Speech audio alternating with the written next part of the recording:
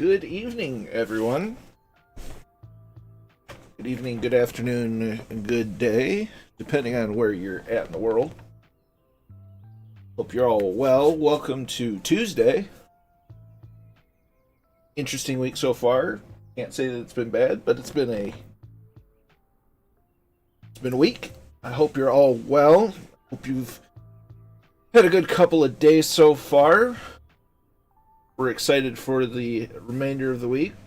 We're so much closer to Christmas. And that also means we're that much closer to 2021. And the closer we get to 2021, the closer we are to our Oshkosh trip in 2022. So, right off the bat, let's go ahead and start saying hello to some people that are already in the chat. We have Catbat9, hello to you as well. Merlin Flyers here, welcome. Tortuga is here, good evening.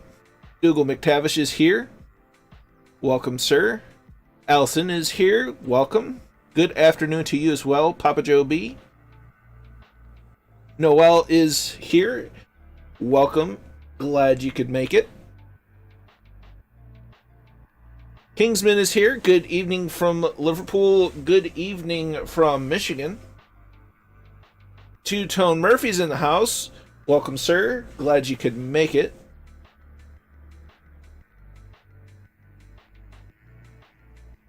Pilot Peely will join shortly.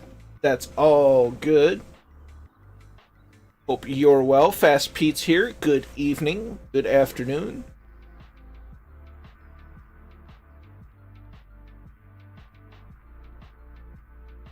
Capat, no, we're not missing Allison. Just has a different name on Twitch. So we're all here today. We're picking up actually where we left off on Sunday evening here in Wales. We'll be flying into England, into Doncaster. From Doncaster, we'll be flying northwards to Newcastle. And from Newcastle, we'll go into Scotland, or at least the southern part of Scotland, into Edinburgh. And then, since we've been doing this little trip, you can anticipate on Thursday, we're going to start off in Edinburgh, and we're going to make our way to Belfast. And then from there, who knows, we might complete the circle and end back in Galway. So stay tuned for that.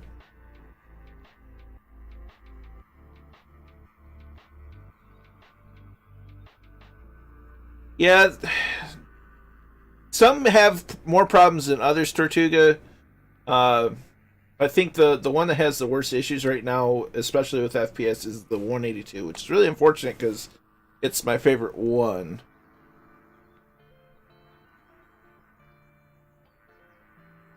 So I hope everyone's having a good evening. I see everyone on the ground, or at least most everyone. So yeah, I don't have any of the Orbix, because I know Orbix released Newcastle.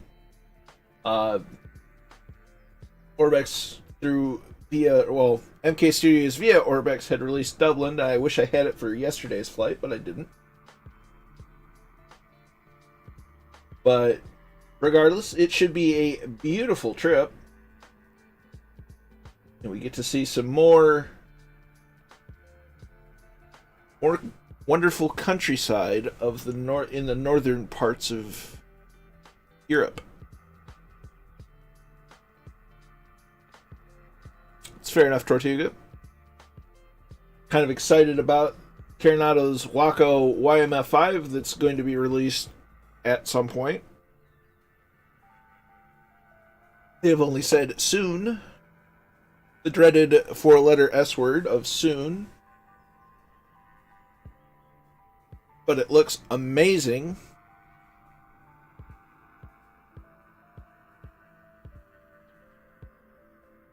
Exactly, Dougal, and that's been the big kind of balancing act, because a lot of the default scenery is pretty great. But taking into consideration that sometimes it's worth getting the orbit, sometimes it's worth just leaving it default. But yeah, no, I agree 100%.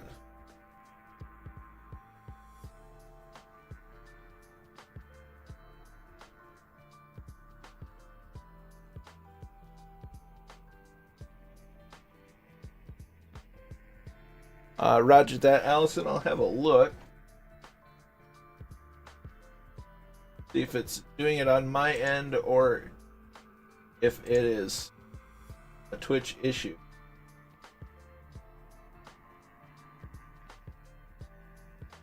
Seems okay on my end. That could just be Twitch. Allison says the Orbex Newcastle is a drastic improvement. Good to know. Nice. So, as I've stated, we are going to be flying the lovely Seminole. We are not going with real weather. I believe I'm running High Level Clouds V2 from the SoFly Weather Preset Pro. Just for a little bit of high level clouds.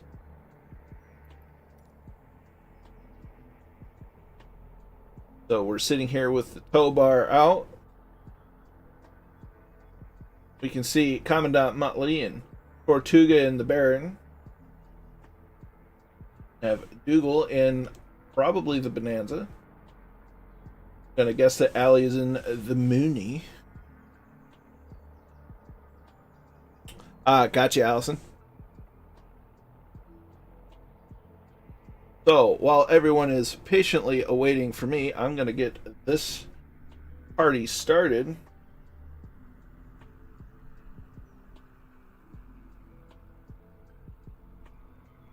Open the cowl flaps. Gonna make sure our trim is set.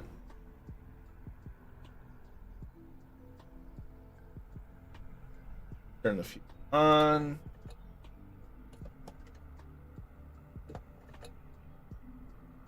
Go ahead and find the button to close the door. Excellent. So, master switch is on. Beacon comes on.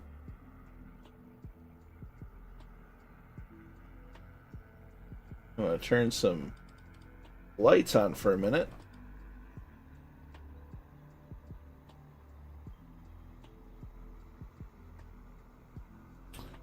Should be East USA. I'm seeing everybody, and I had mistakenly put myself on North Europe for a minute. Oh, that off. That off. Let's see what happens. Clear prop. Time in sim is roughly 0800, 8 a.m.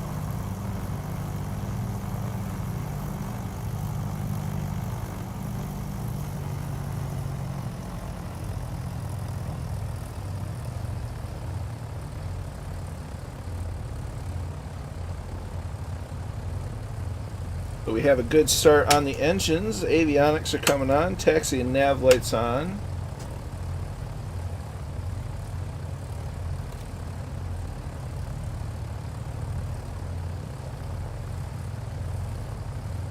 Gonna check our altimeter setting, directional gyro, they're set.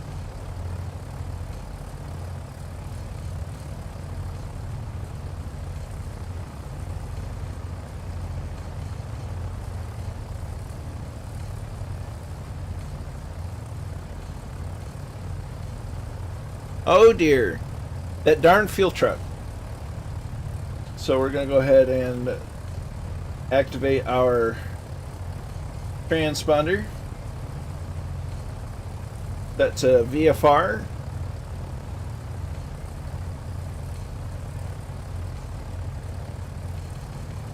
So we'll go ahead and close the old little window.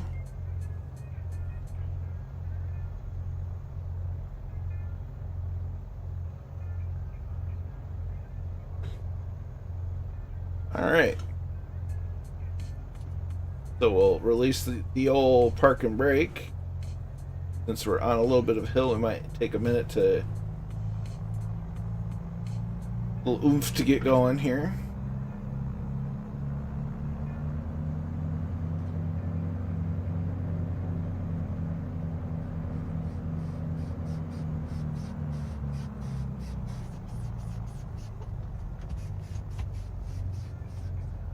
It's a beautiful morning in Wales, in the sim.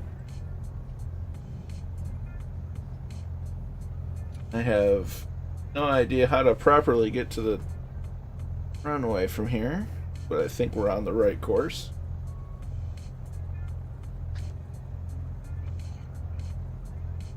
Go ahead and set one notch of flaps.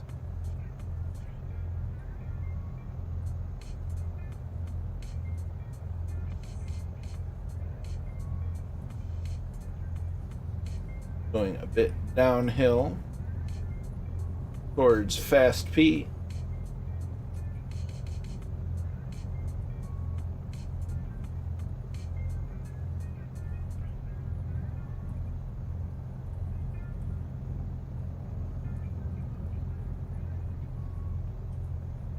Some peculiar light placement on the runway, or on the airfield, I should say.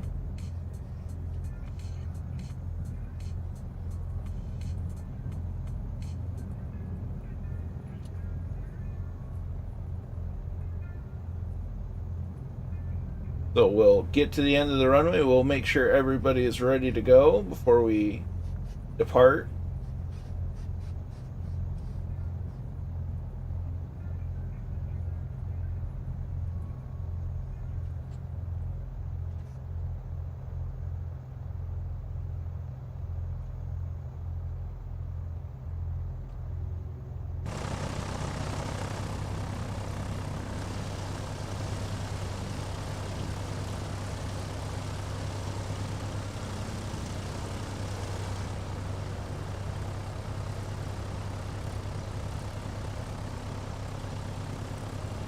Alright, Kingsman, if you want to go ahead.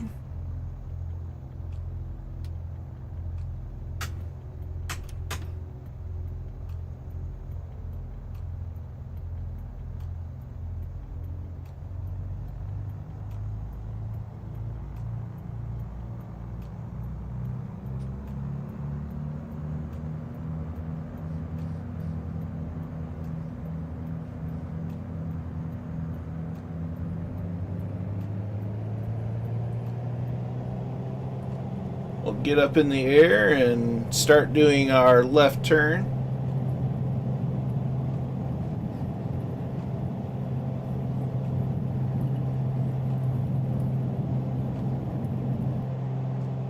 And we're up at a positive rate. We tap the brakes, get the wheels to stop spinning. Gear going up.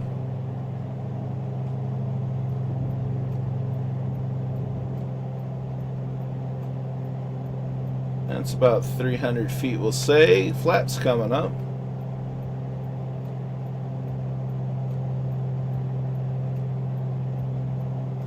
Trim down for good climb.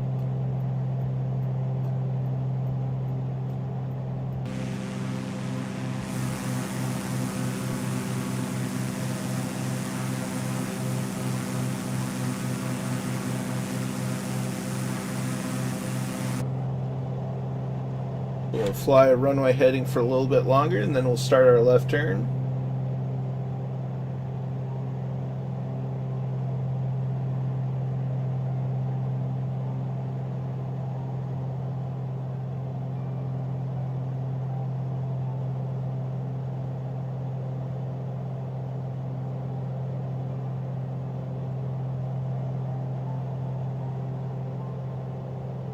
It's a beautiful morning for a simulated flight. We see a war hamster snuck his way in.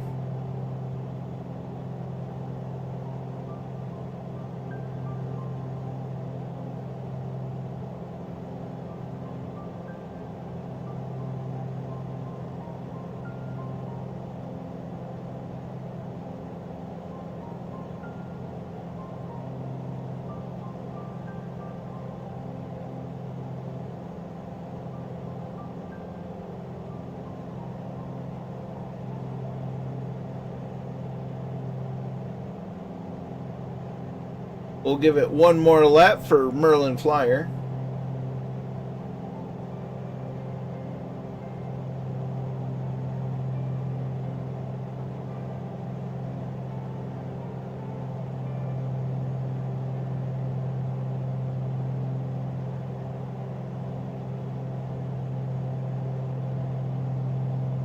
Looks like Merlin Flyer's up, so we're going to set our altitude at, we're going to go ahead and activate nav mode. We're going to look for 3,500 for cruise altitude.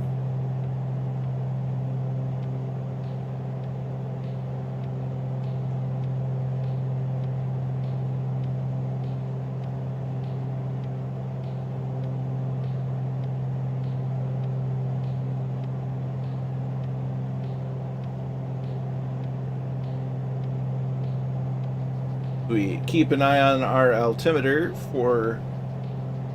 so we can hit the button.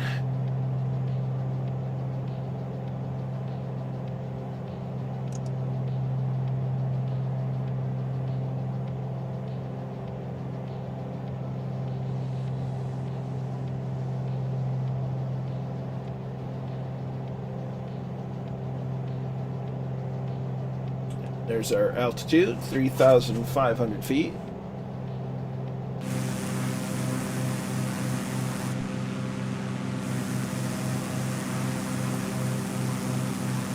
So we'll go ahead and start setting cruise power.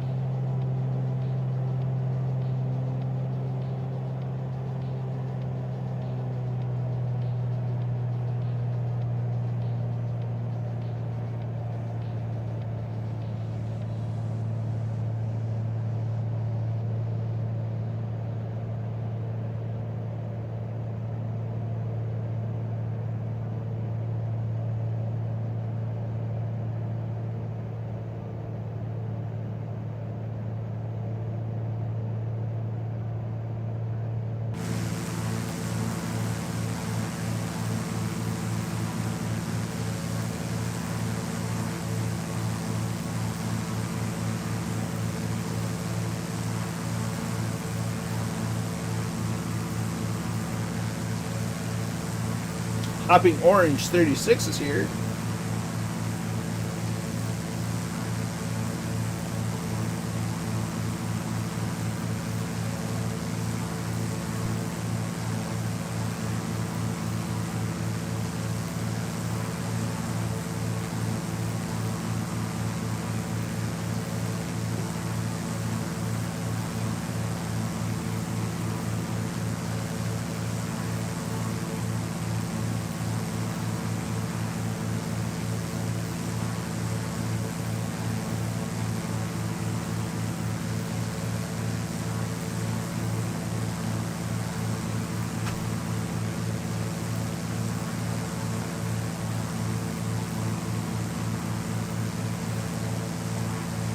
Then we have the Fireflies.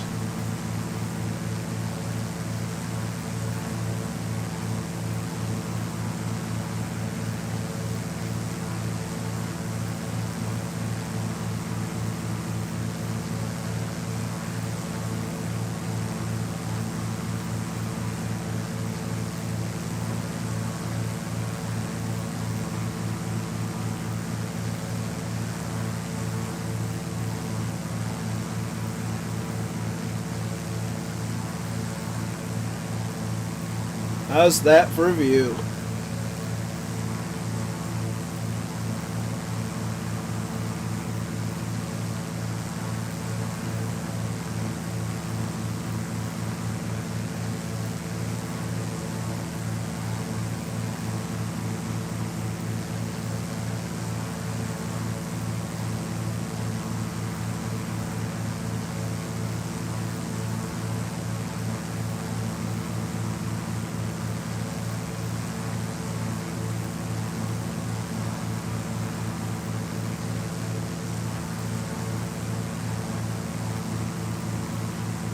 It really is. It's stunning.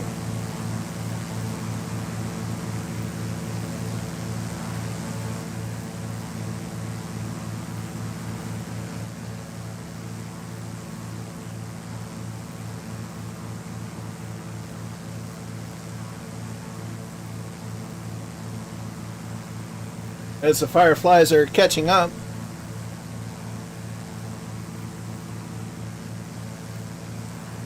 Uh-oh. Well, that's not good. One thing that I have found with the autopilot in this, with the flight director, I have to turn it off before I even mess with it, or it has a mind of its own. It's really weird.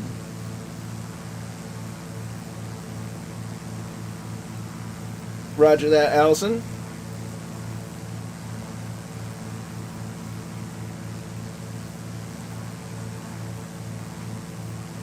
Interesting.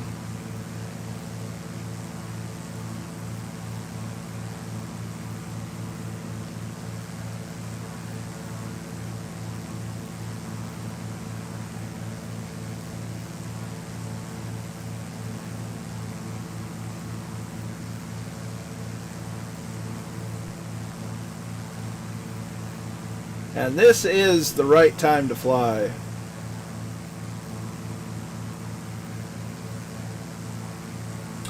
Correct. We are on East USA, Captain Jack Daniels. And welcome to you and Jawaku. Jawuku? Wuku? Apologize for butchering the name, sir. That's just absolutely stunning.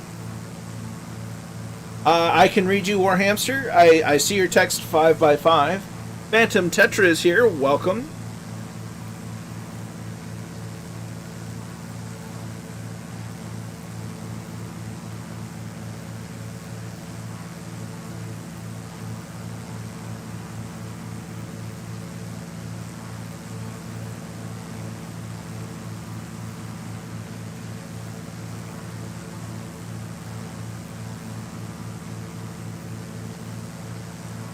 As Catback hit the brakes. Good evening, Ibuprofen 007.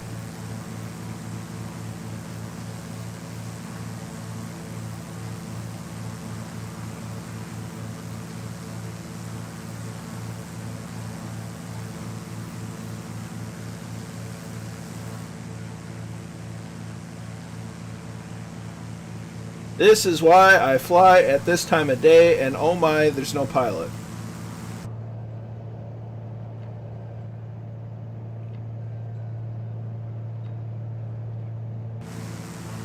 And now there's a pilot.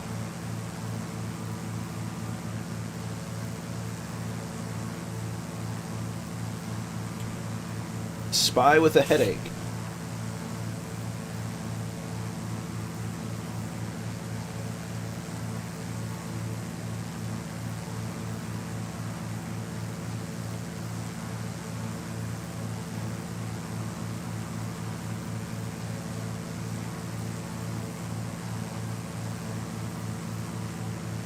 We have the crew flying today. I guess so, Catbat.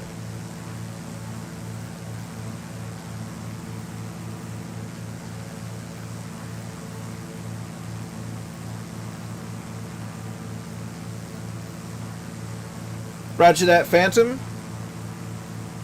We're on our way to Echo Golf Charlie November, which I believe is Doncaster. That's weird, Allison.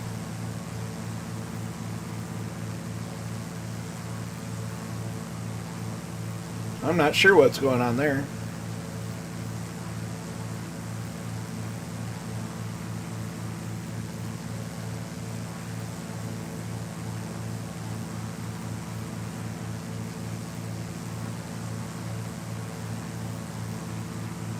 Well, there's always the Mooney.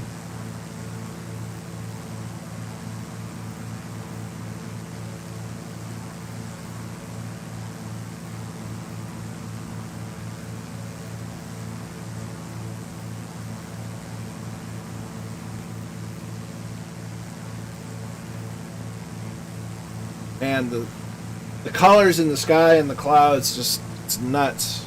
It's Keen Lafford.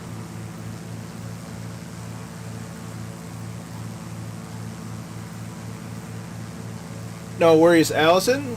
You have some odd issues going on.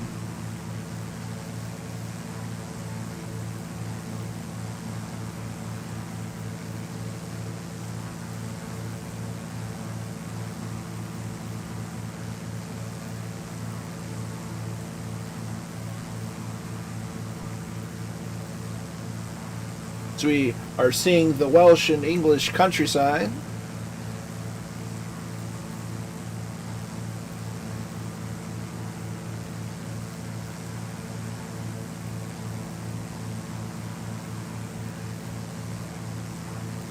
Looks like we have a DA-62, Bonanzas. We've got all kinds of aircraft coming along.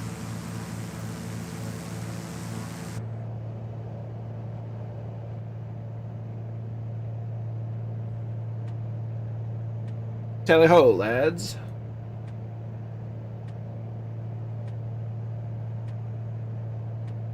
And we're indicating about 140 knots. Ground speed of about 145.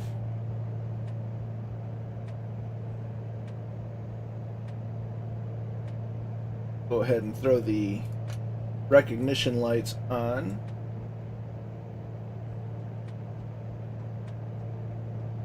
Daka, daka, daka, daka. Now, see, that's going to happen if Murphy decides to join us mid-flight. He'll come diving down out of the sun with daka, daka, daka, daka, daka.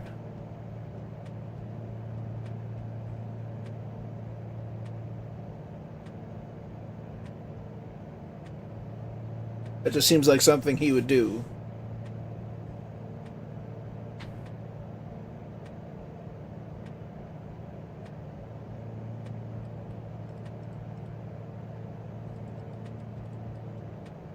Don't need the lights on any longer. Get almost a postcard worthy look over the countryside towards the sunrise.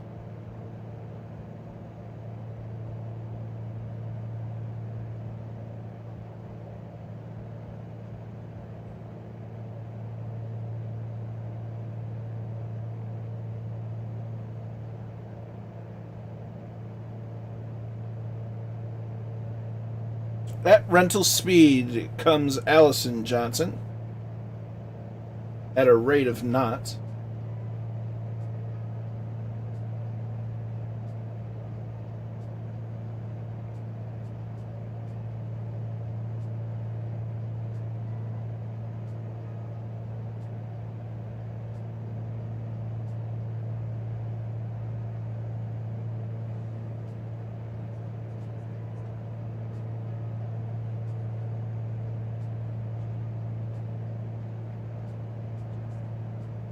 Strong tailwind. We are not running live weather. We are definitely running the high level clouds V2 from the Weather Preset Pro from SoFly.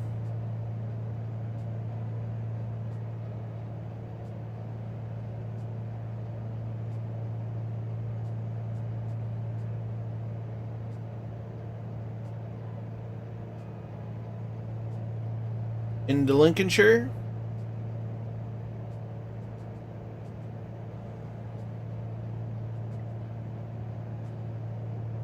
Absolutely stunning scenery. You know, the only downside with flying a twin-engine airplane is that. Just the block, you get a lot of the ground's missing. Papa Joe B, I thought I responded, so double check your PMs on Discord.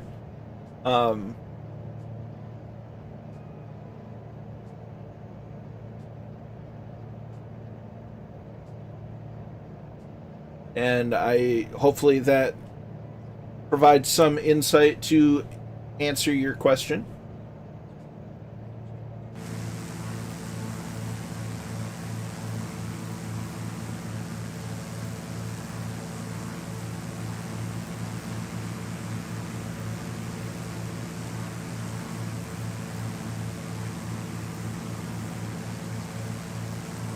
Oh, absolutely. But that's the difference with the high wing versus low wing. And unfortunately, we don't have a Twin Otter just yet.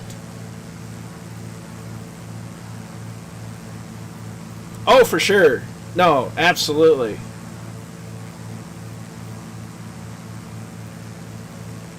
No worries, Papa Joe B.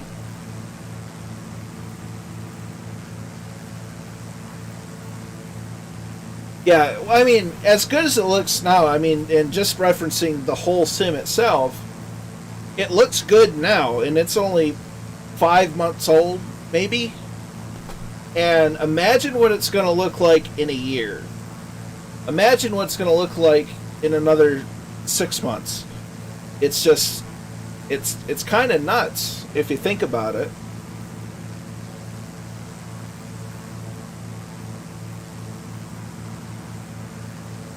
That's awesome, Captain Jack.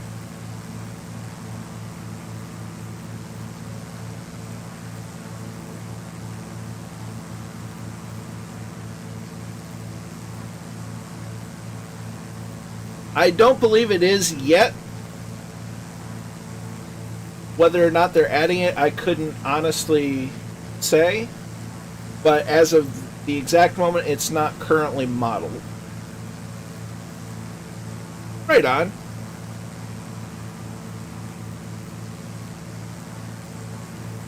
It's definitely a reliable platform.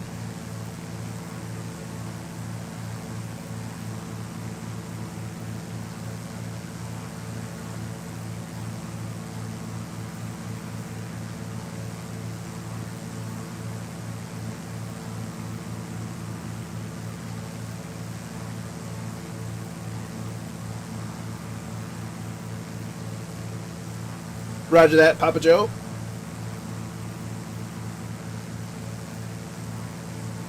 As Warhamster shows off the formation flying skills.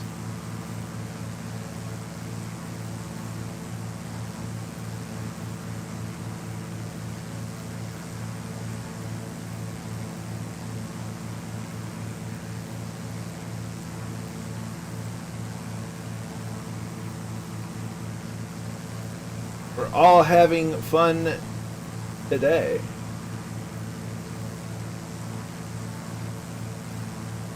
Oh, for sure. I mean, we need more planes on floats in general. It's fun doing the bush flights at the small, you know, barely an airport, you know, just spaces between trees. But to really bring it in, we need more float planes. I know that the L-19 has a float plane version. I'd like to see Coronado move over some of their, like they've got a 206 on floats. That'd be fun. I think it's a 206. I remember when Flight Sim's Caravan came on floats, and I kind of wish they'd do that again.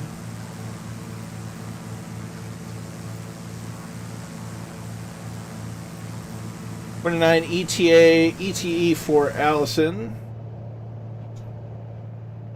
We're about 57.5 miles to the next waypoint.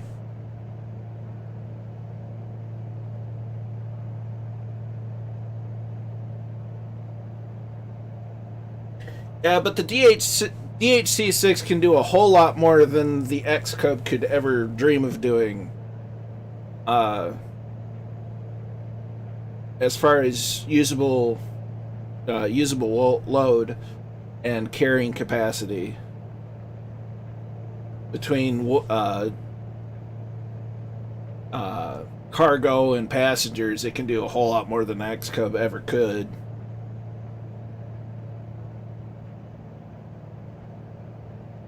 You're talking about two different kinds of bush flying. You know, there's personal bush flying, and then you're hauling freight or passengers to get from A to B. I mean, even the Caravan's a really good plane for some bush flying.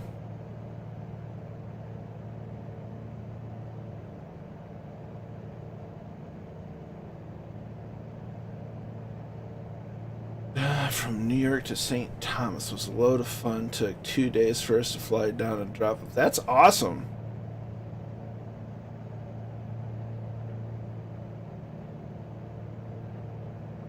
That's fair, Tortuga, but the same kind of thing applies. You're talking about something that's, you know, a difference of mass.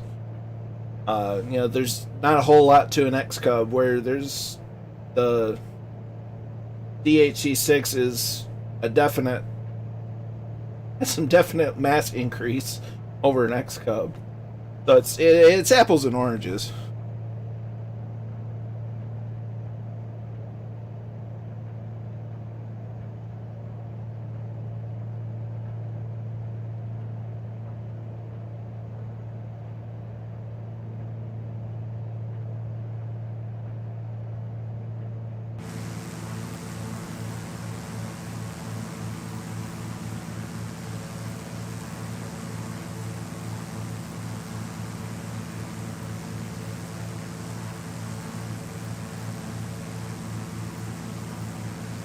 That looks like it's a former airfield down there. A lot of those here.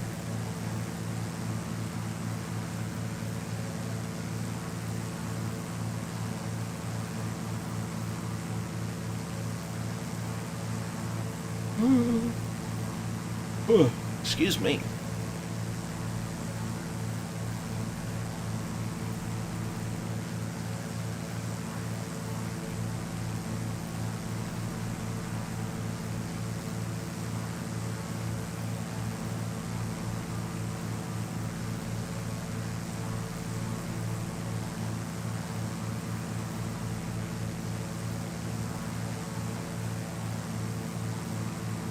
The Draco.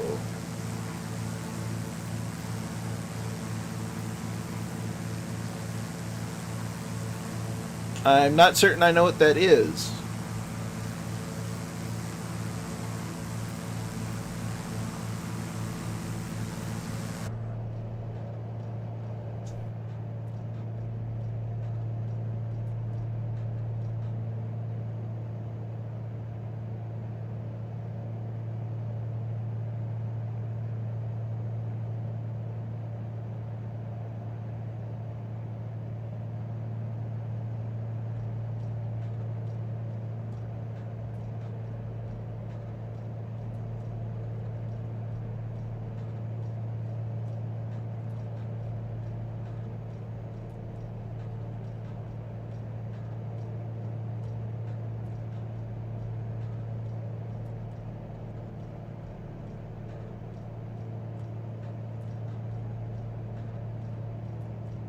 That sounds like way too much engine for such a small plane.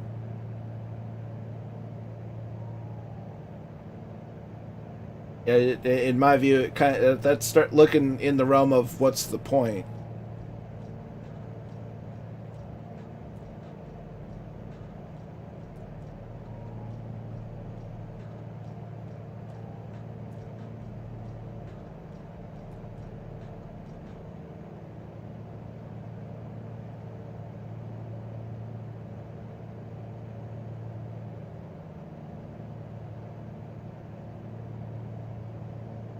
Ah, I see what it is.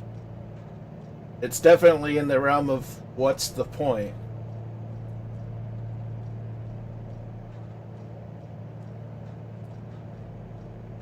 Not my cup of tea, but good on them for doing it.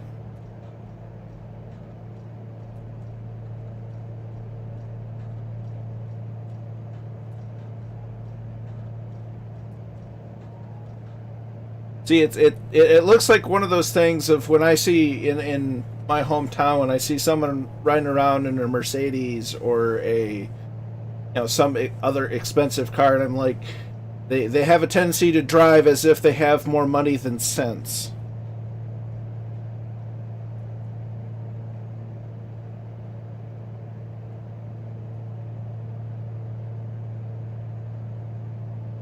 Oh, he crashed it. Oh, what a surprise.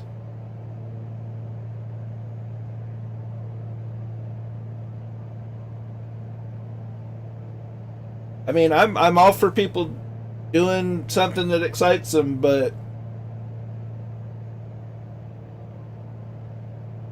fair enough, Allison.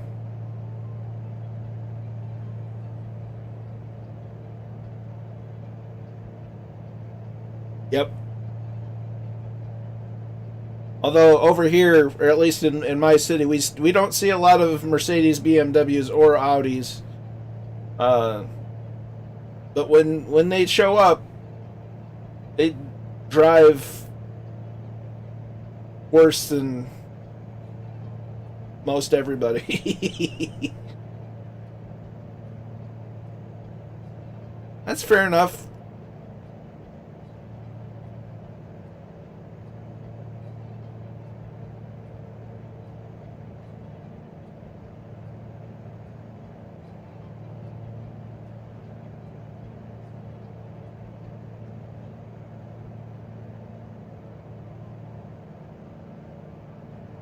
It's like, think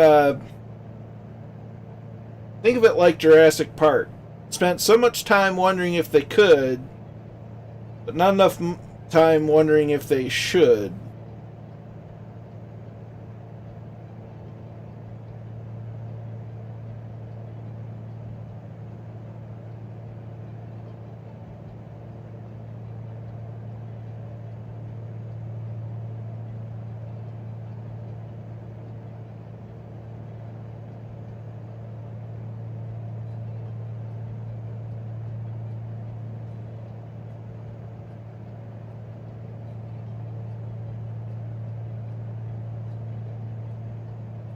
He hands built this aircraft, so he's interesting enough, but he's a bit much to listen to. Can't say as I've ever listened to him, so I'll have to take your word on it. Two of the most sold vehicles in Norway this year are the Tesla Model X and the Jag I-Pace. Interesting.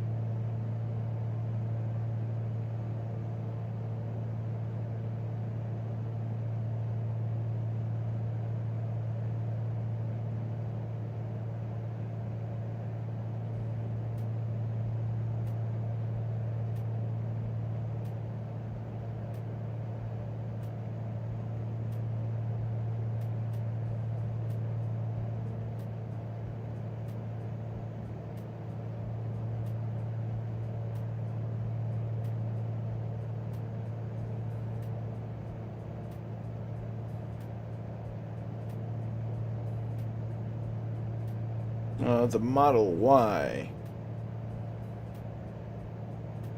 The area of Ireland that he lives live in is full of insane people with cars. It doesn't even have to be expensive. It happens a lot of places.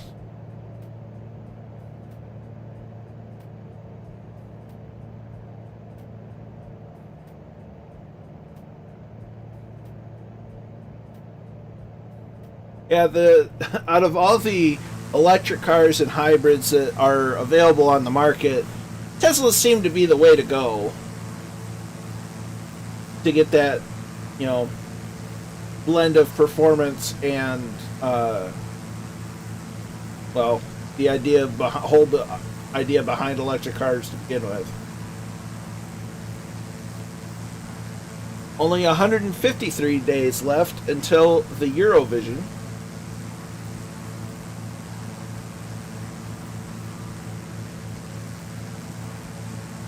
That's definitely an Elon Musk thing to do.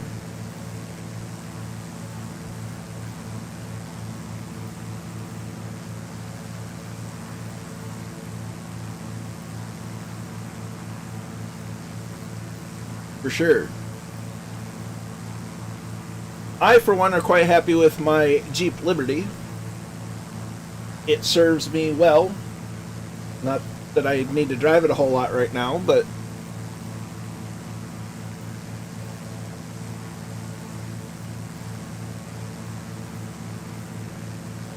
yeah, electric cars, no matter what you're looking at, they're going to cost you a pretty penny.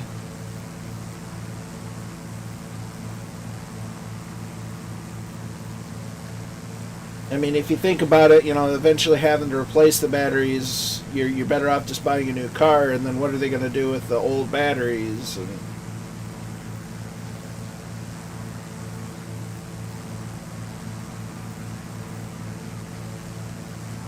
I'd like to have a Jeep Grand Wagoneer. Those look nice. Although if I had to choose between getting a brand spanking new car and an airplane, I'd rather have an airplane.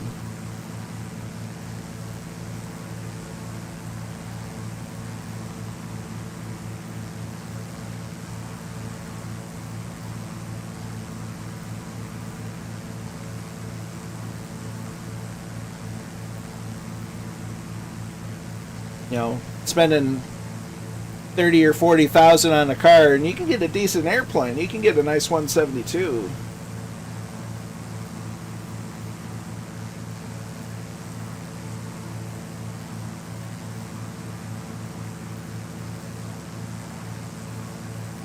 They're working on electric airplanes, but you're dealing with a whole different ball of wax as far as safety and range and performance than with a car. Cars don't fall out of the sky. When they run out of power, they just kind of block traffic.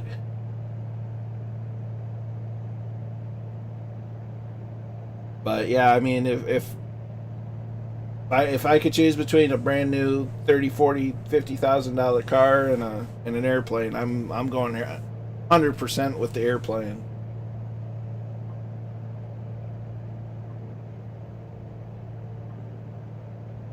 That's very fair, Beely. That's very fair. As it turns out, a year or so before, a year or two, year and a half or so before my grandpa passed away, it had been discussed of me inheriting his airplane. Just because, you know, I have the attachment to it and this, that, and the other thing. But it was rationalized that there's, you know, with my life situation the way it was at the time and hasn't gotten any, realistically, any better since, I was in no position to keep it. So they could give it to me, but there would be no way I could afford the hangar fees, the insurance, the maintenance, and all that stuff. So they sold it, and I'm not upset about it. I'm a little sad, but I'm not upset because it's logically made the most sense. But yeah, I mean, if we're talking, you know, someone's gonna give me all expenses paid, a car versus an airplane, I'm getting an airplane.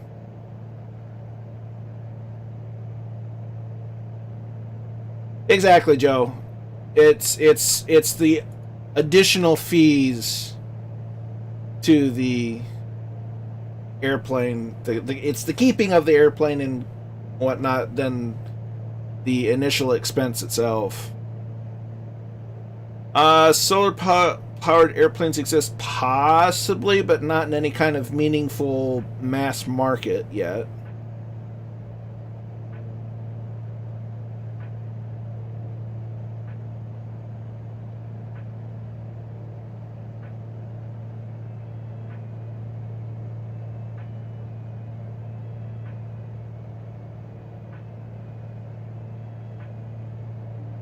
Oh, for sure.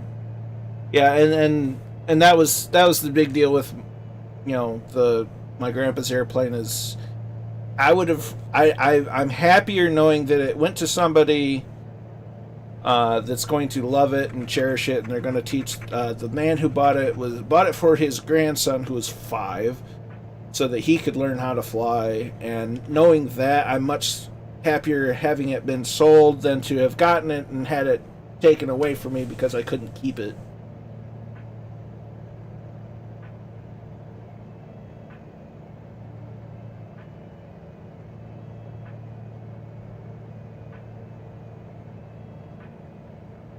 That's a possibility, Jack. Captain Jack. I I don't think that drones will ever fully replace a pilot, whether automated or otherwise. Runway decision time. I don't know. We got 17 miles. It's got a little bit of time. Let me look it up. So we are going to.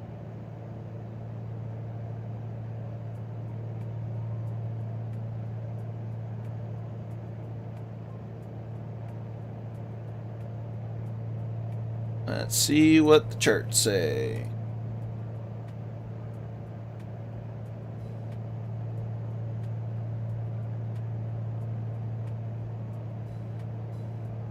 Yeah, I'm inclined to believe or agree with 02.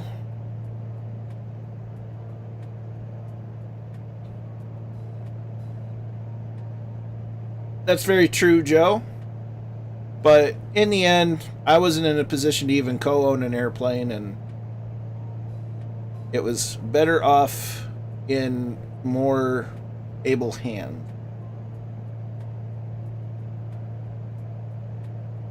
Yep, I'm inclined, looking at the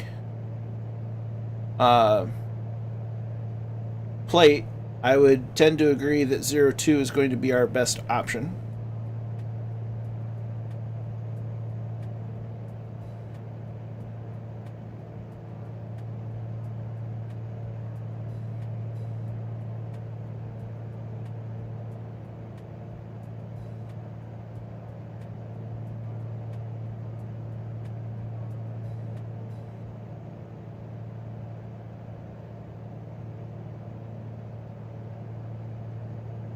Runway in sight.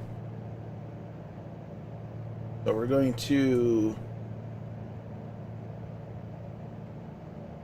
set our heading bug, switch to heading mode.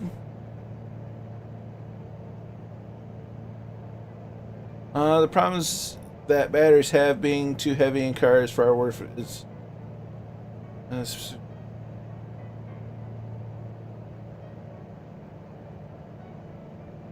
yes.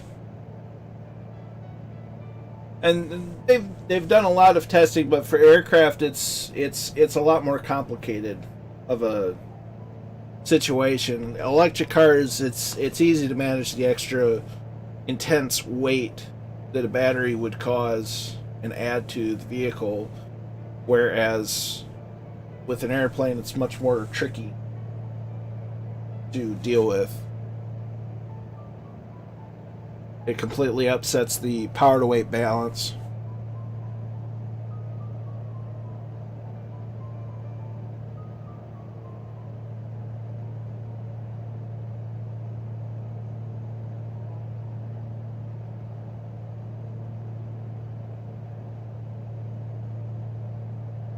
I'm sure it'll happen in the future, but technology has a bit to mature before it's nearly widespread.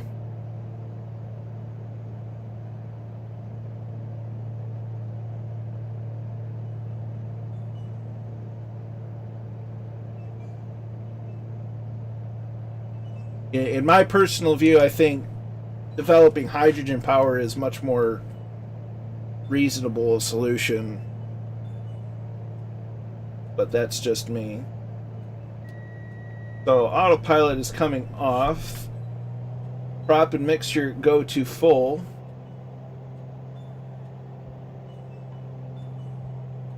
As we throttle back and use the pitch to control speed. We have the runway in sight.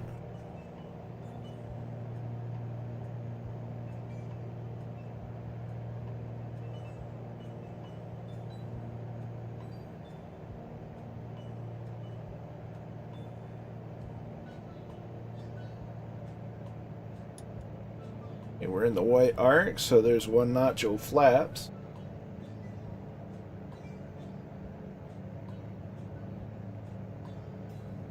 Waiting to get into the arc for the gear.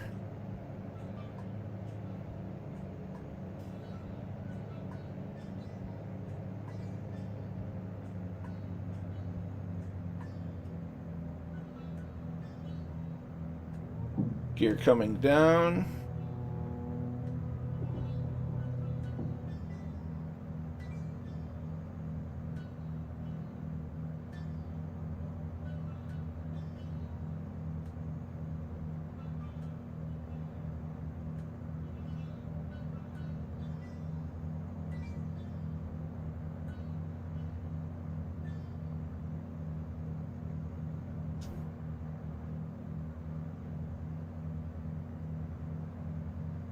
We look at the sun through the clouds as it rises into the sky.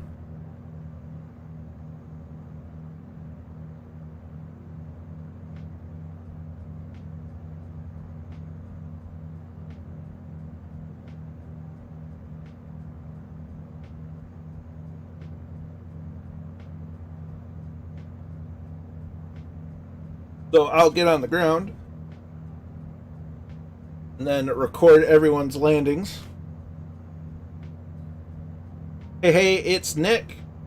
How you doing, Nick? You're welcome along. Glad you could make it.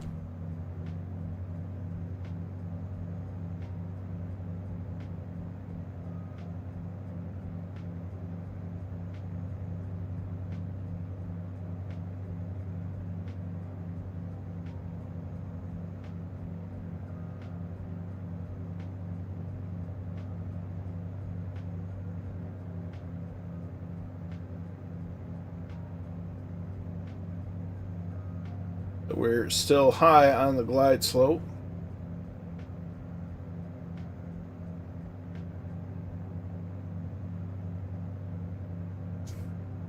We're also still 5 miles out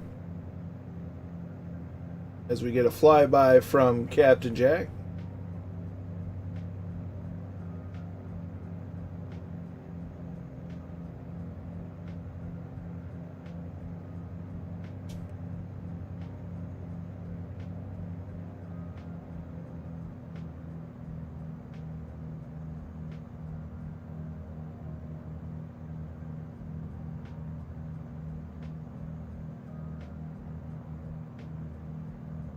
We're on about a 4-mile final. Still a little high on the glide slope.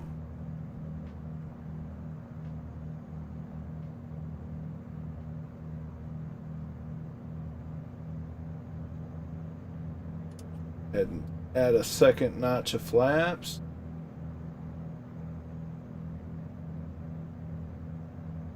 Bad Dog is still lurking. That's fine. Hopefully your sim decides it wants to cooperate soon, but I'm glad you're at least along for the ride.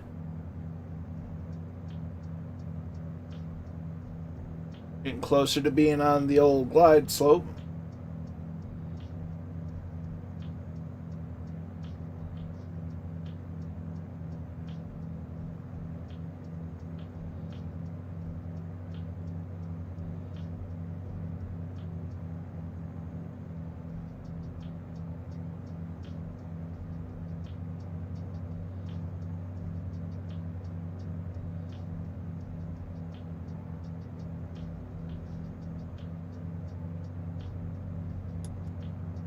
Be the last notch of flaps.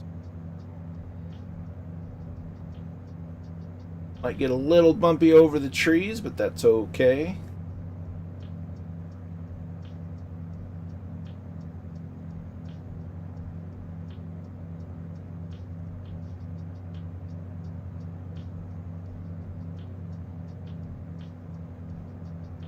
Focusing on our touchdown point. Keeping it just above the glare shield. A little high on the glide slope. So we'll start reducing power. Try to keep it as on the center line as possible.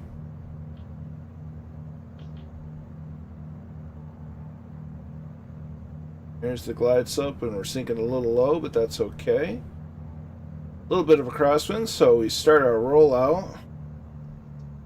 Slowly reduce throttle, keep it on the center line. Hold constant back pressure on the yoke. And we're down.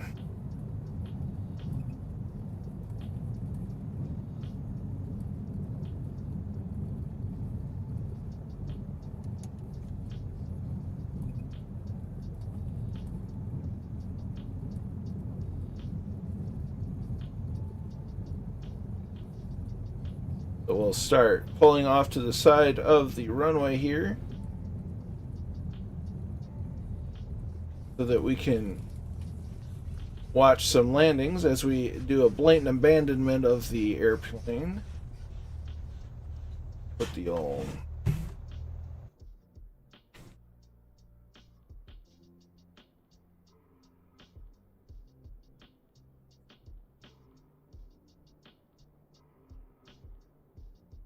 we'll get there just in time for Commandant Muttley's landing. There is some crosswind, but it's not drastic. And mind your spacing. And welcome to Doncaster. There's Commandant Muttley with a very nice landing. A little bit of a squiggle.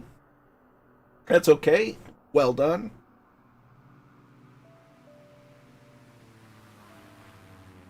Here's the DA62 of Hopping Orange 36.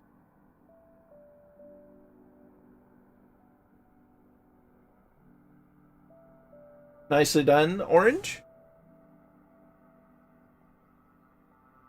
Then Don Quixote. Doncaster. Catbat with the Bonanza.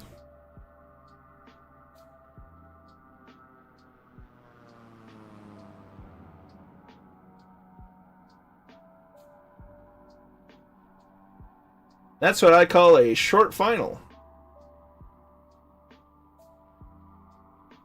I am I, Don Quixote, the Lord of La Mancha. Na, na, na, na, na, na, na.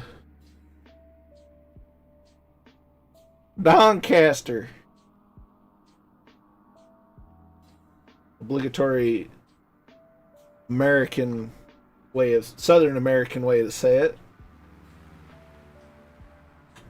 There's Papa Joe B in another DA62. A nice approach. There's a Tortuga in the Baron. The first Baron of the evening.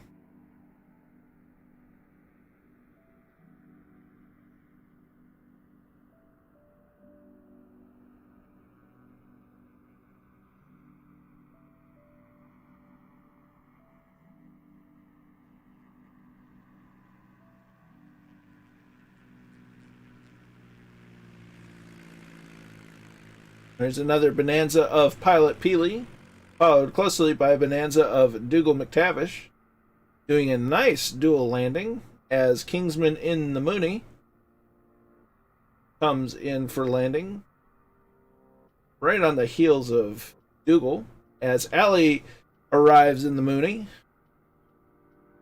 A nice spread of different aircraft this trip. There's Warhamster in the Seminole.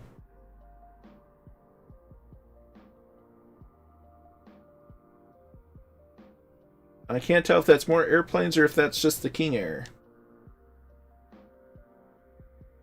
There's Fast Pete, White as Ice, and Merlin Flyer inbound.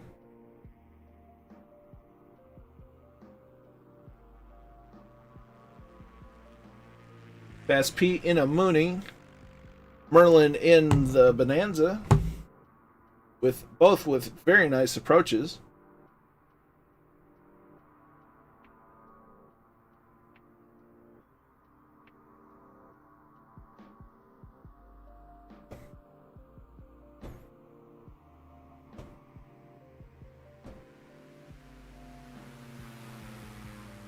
And the third DA62 with White as Ice.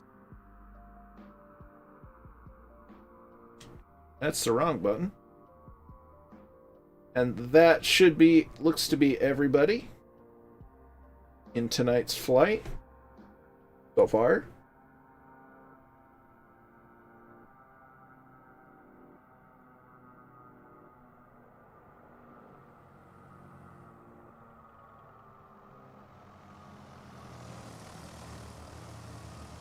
All right. So we're going to get in here. Make sure that our trim is set for takeoff. 1 notch for takeoff. Bow flaps are open.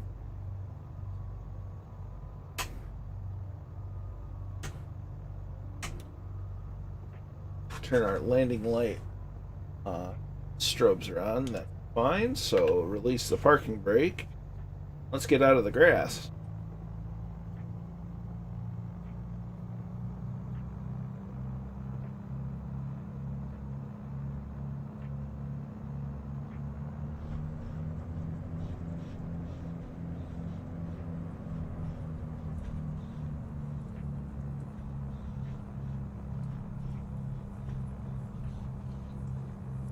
Just enough to break some momentum.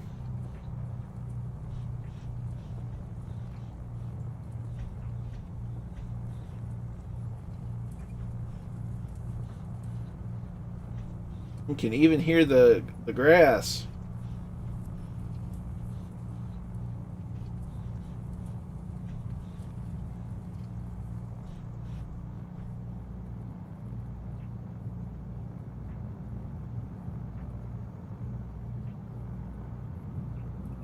So we'll make our way down to the departure end of the runway.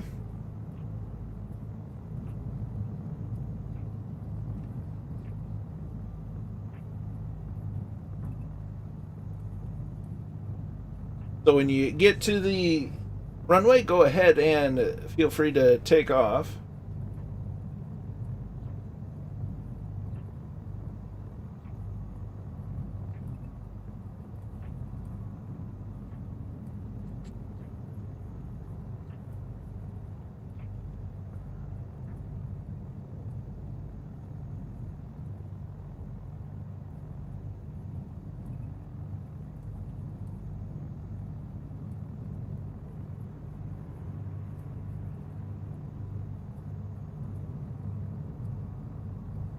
So from here in Doncaster,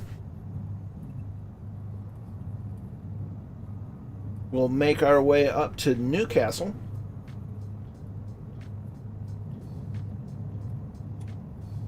Kind of a shout out to long-standing, upstanding community member Allison Johnson.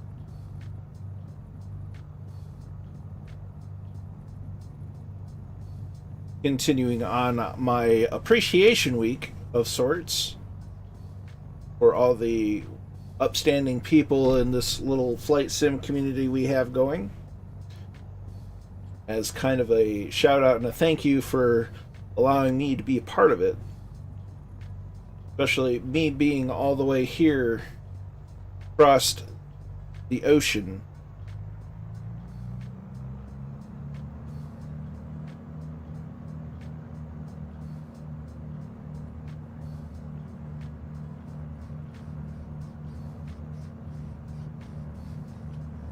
Mixture goes rich.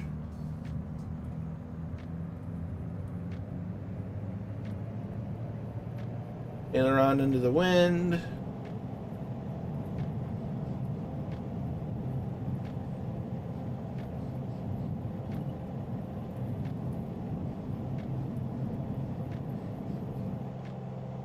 And we're up. That's a positive rate. Gears coming up.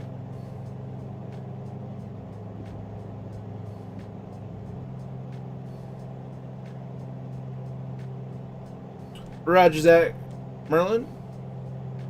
Not a problem.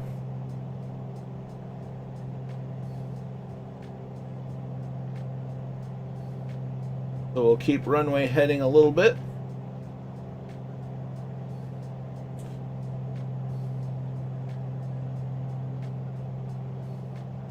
Roger that, Jeppesen. Welcome along. Glad you could make it. We just took off from Doncaster.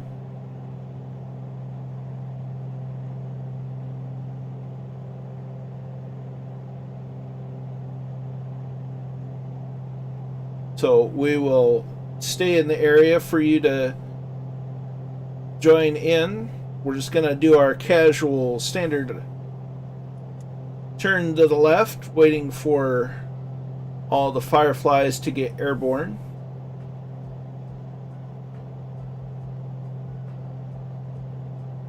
Roger that, Allison.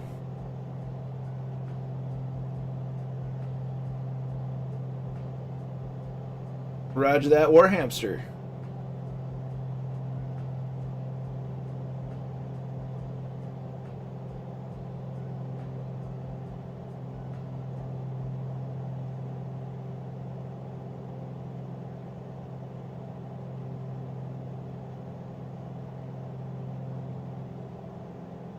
That is correct, Jefferson.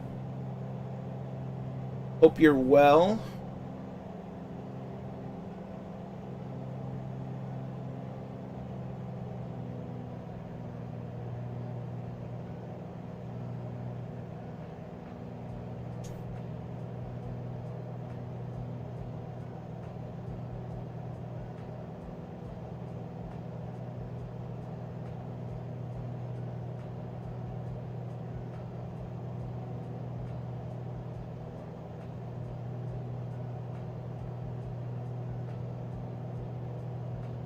You have a beautiful area of the world there, Jefferson.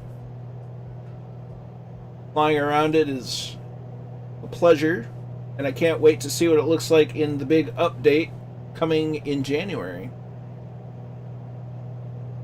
So I see Hawk Driver 101 down on the ground.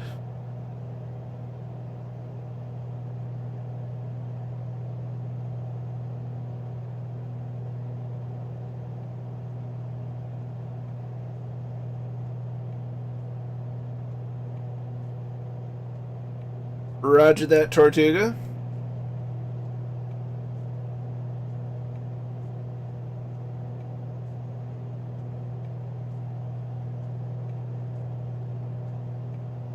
We'll lap here in Doncaster for a little bit.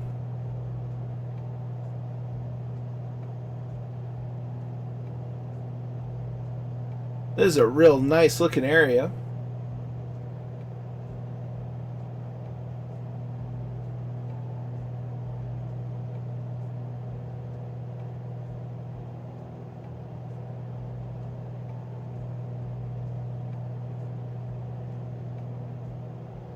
As Hawk Driver 101 has taken off.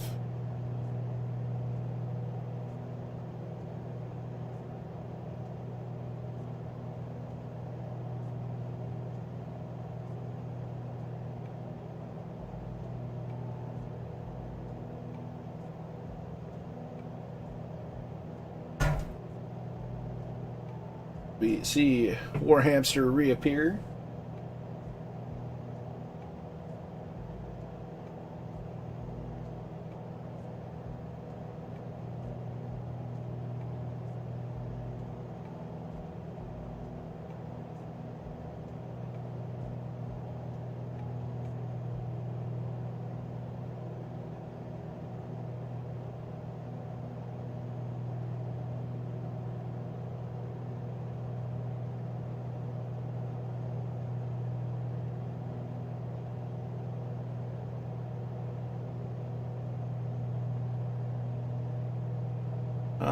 Let's see. At EGNT, the most active runway is 25. Roger that.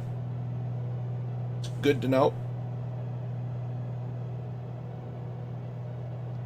Seems Warhamster's up. Kingsman is doing a low fly.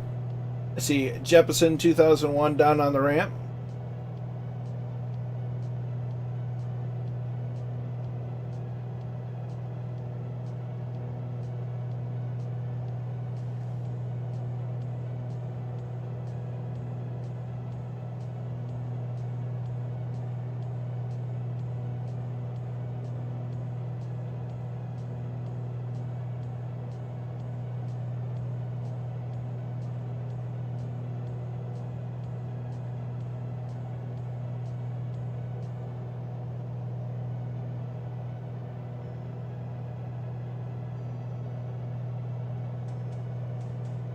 There's Tortuga. I see Allie. Takeoff on runway 20.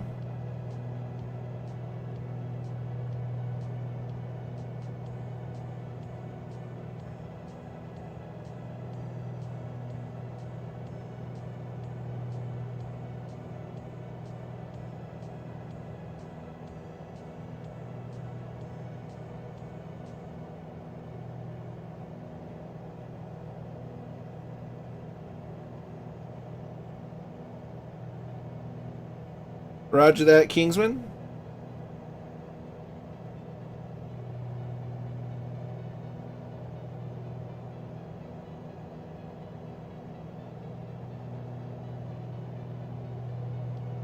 Looks like some sort of BMX course right off the runway. Or some sort of dirt bike track type situation.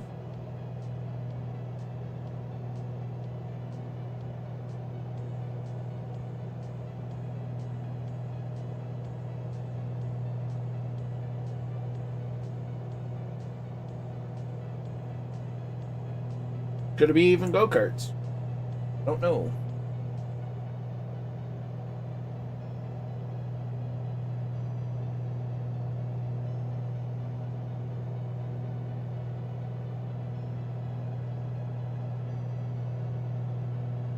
So as the last few are getting up and around, activate the flight director. I'm going to hit nav mode. We're going to activate vertical speed mode and make our way again to 3,500 feet.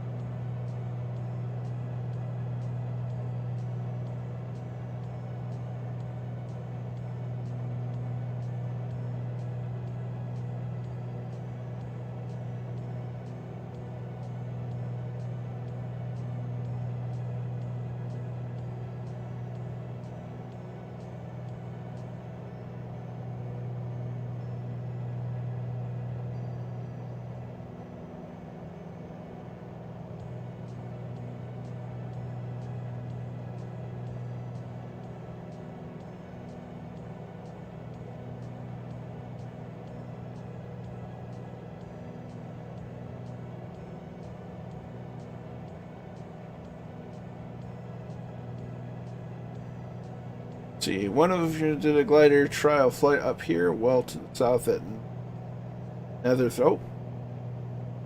The rope snapped, head to land ahead was interesting. Oh boy. That is certainly some kind of excitement. Not necessarily a good kind, but excitement nonetheless.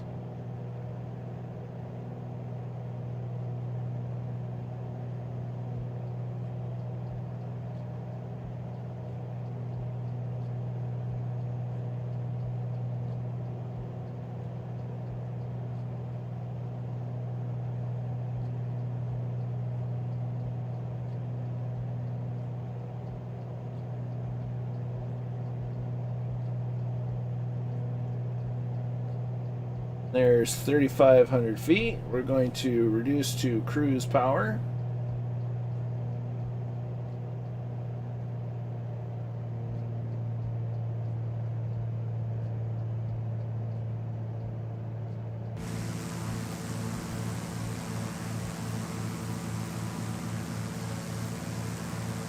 Well, I just got to cruise altitude, currently at 140 indicated, with a ground speed of 146.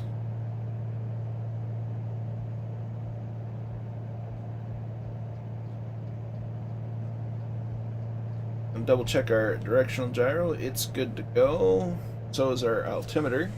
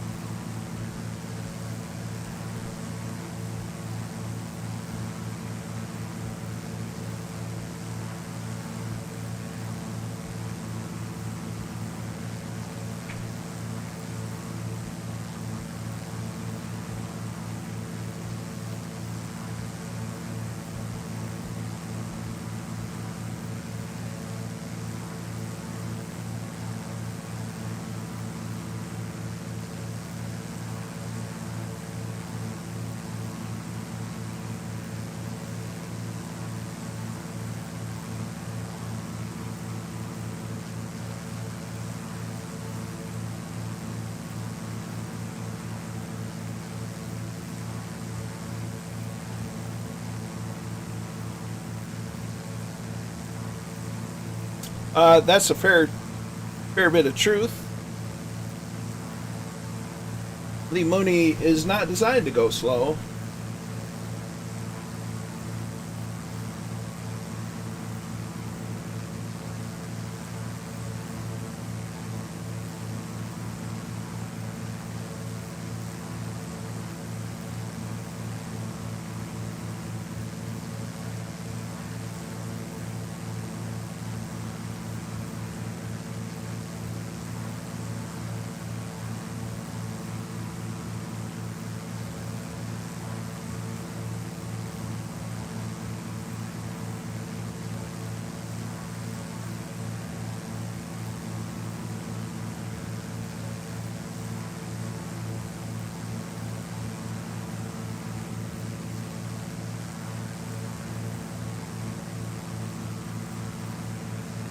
Roger that, Kingsman. See, we have Jefferson in a TBM, Pilot Peely in an SR-22, White as Ice in a DA-62, Warren Hamster and Fast Pete in Moonies.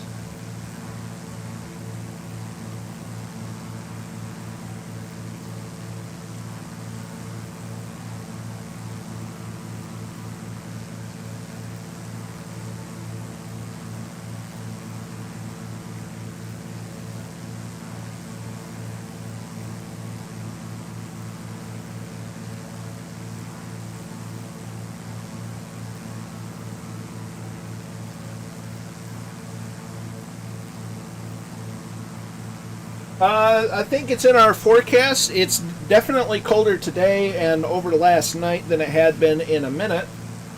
I think we're right on the edge of getting some snow. Let me look at the weather real fast. Oh yeah.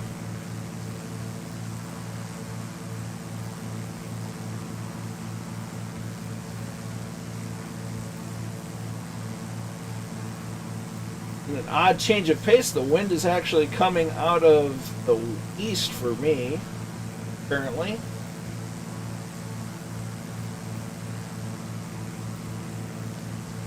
Let's see.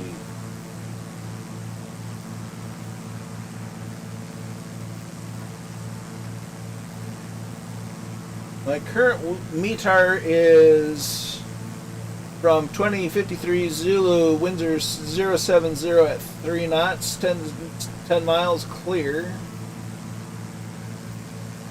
Temperature is minus 1.7, dew point's minus 11.1. Altimeter is 30.31. But yeah, we're supposed to...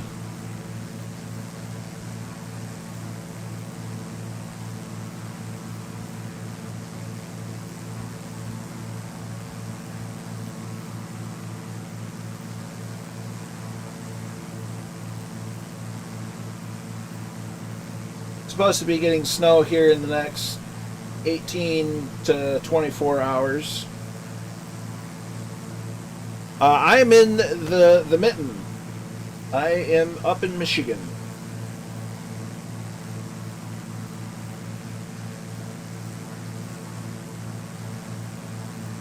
Southern Lower Michigan, to be a bit more precise.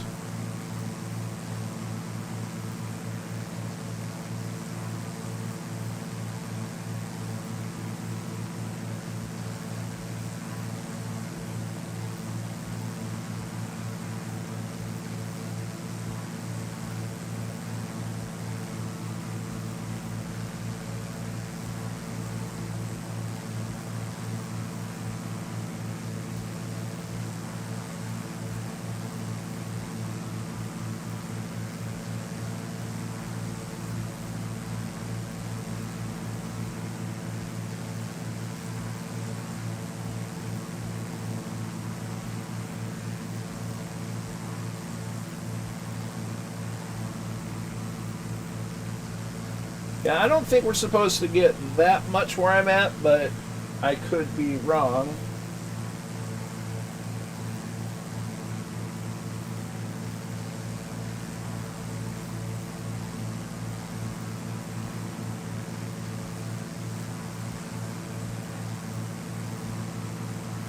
I know it's kind of going through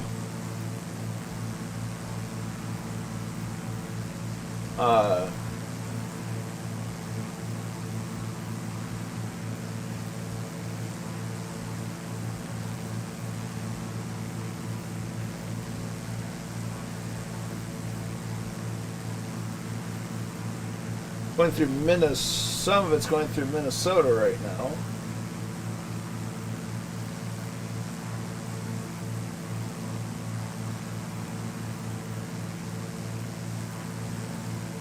Just from Philly and nor'easters like this bring us most gay.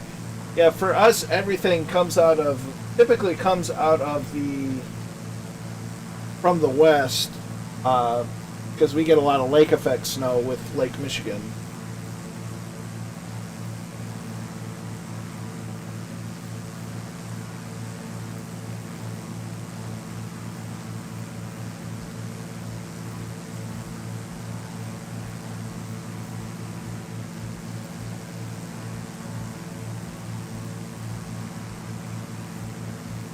Yeah, it looks like there's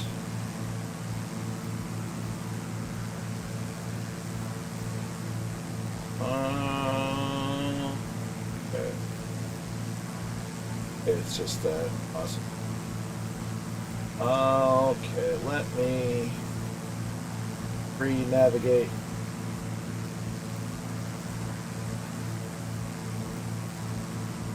On charts. Surface level. Yeah, there's a high up in north of Michigan right now.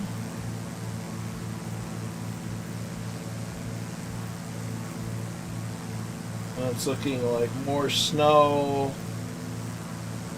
Noon UTC tomorrow. By 18, yeah. According to the prog charts, by 1800 UTC tomorrow, Indiana, Ohio, and Pennsylvania are going to get absolutely hammered. And over the next day or so, up to the weekend.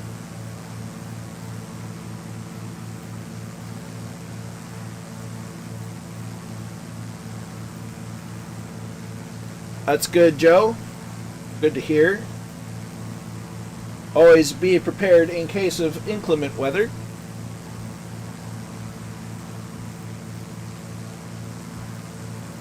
It's important.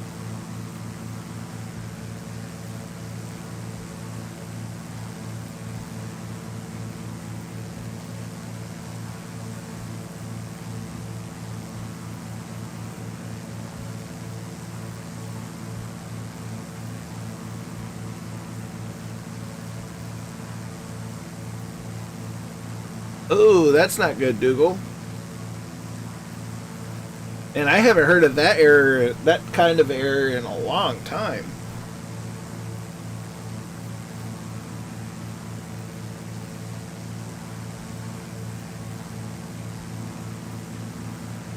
I would like to thank Commandant Muttley for an off-stream donation earlier today. I'm very grateful for your generosity. And I'm just glad that you're along for the flights. And I'm glad that you enjoy them. And you're always welcome along. And thank you.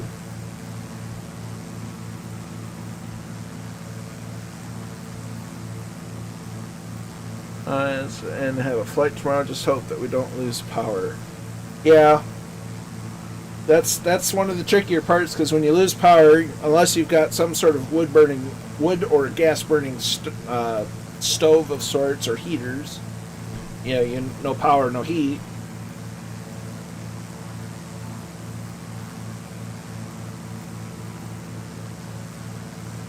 That's just not good.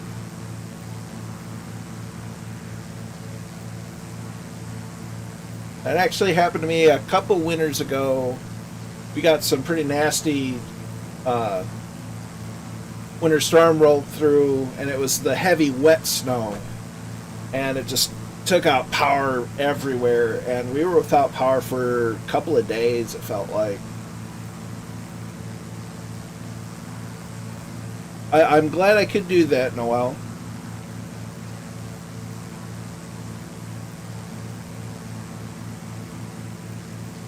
And there's Captain Jack.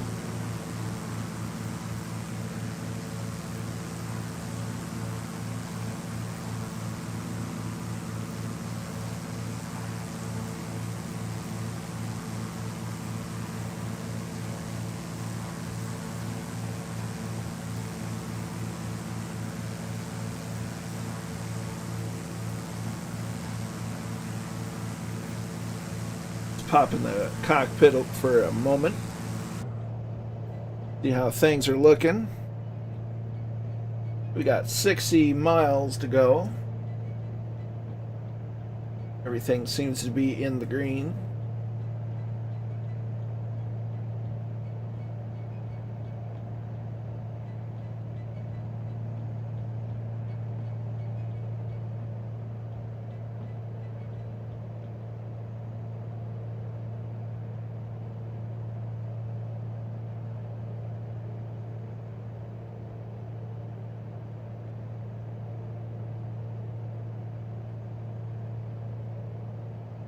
According to the prod charts, at midnight UTC on Friday, most of the weather should clear out.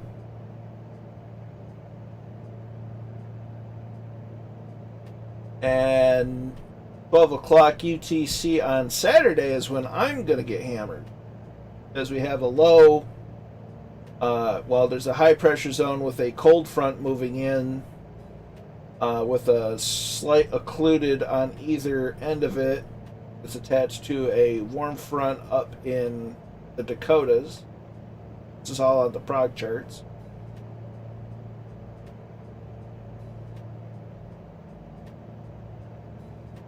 Anybody would like to see the prog charts for at least I don't know if it works for the whole world or not.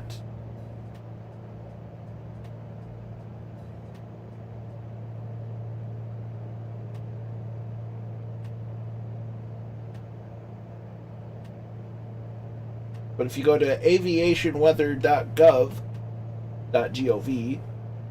that should get you to Aviation Weather Center for the National Oceanic and Atmospheric Administration, or NOAA,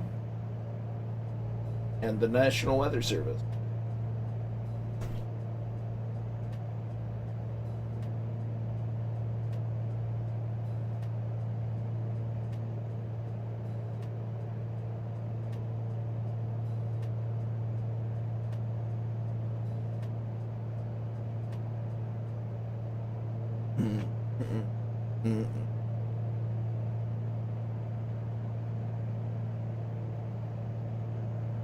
Let's see how many hours I've put into this.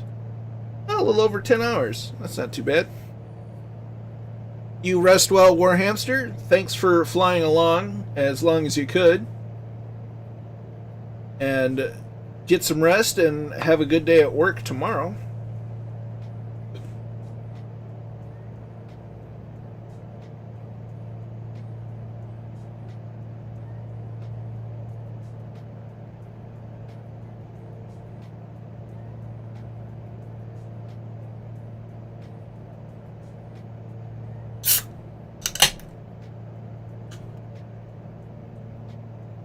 Starting to get into some hills.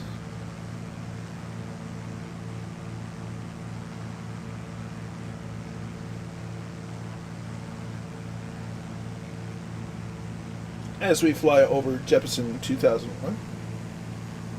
There's a Wild Dougal McTavish.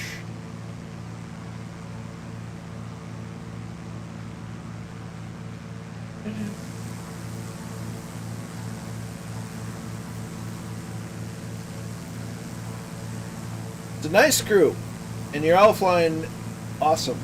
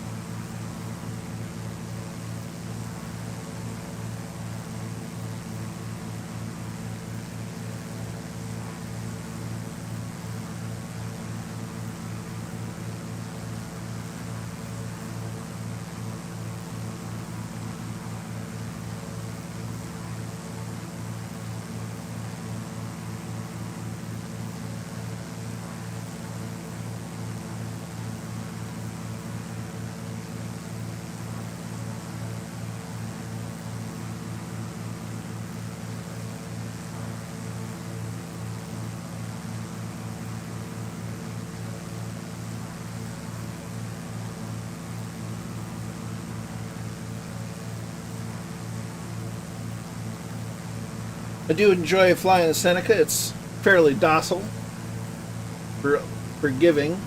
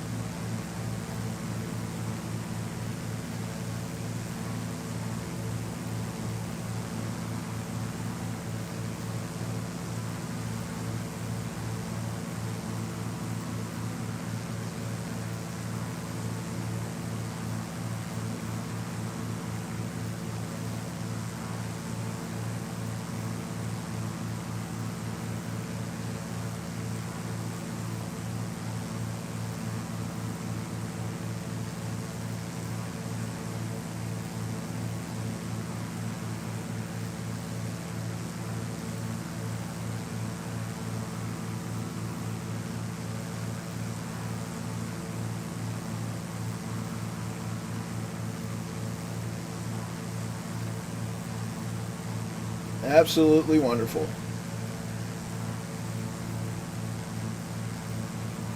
It's easy for me, being over in the U.S., to take general aviation for granted, just because there's so many more airports per any particular small region than there seem to be over in Europe. So it definitely has the appearance that general aviation is much more accessible over here than it is over there.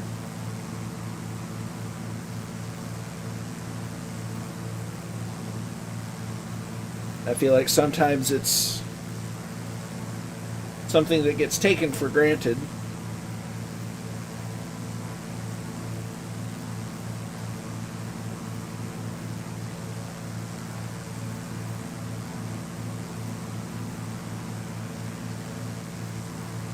But I'm very grateful for Flight Sim to kind of bring us all together, even in a virtual sitting.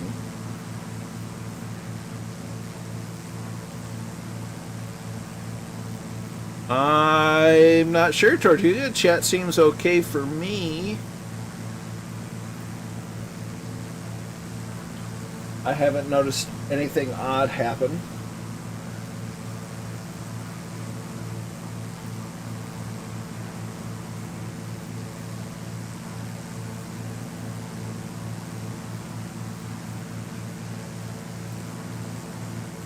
That's one thing I don't have a lot of experience around is gliders. It sounds fun, but also a challenge. I know it's the skill of gliding in an aircraft is something not a lot of people have really mastered, but it's something that's vitally important, especially in emergency situations.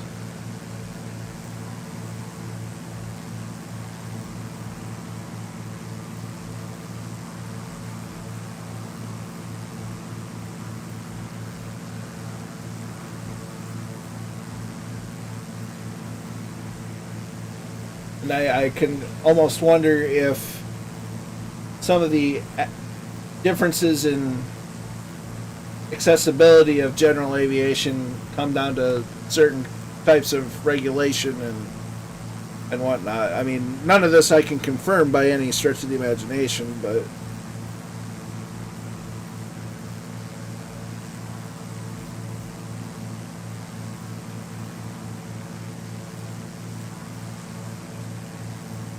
right.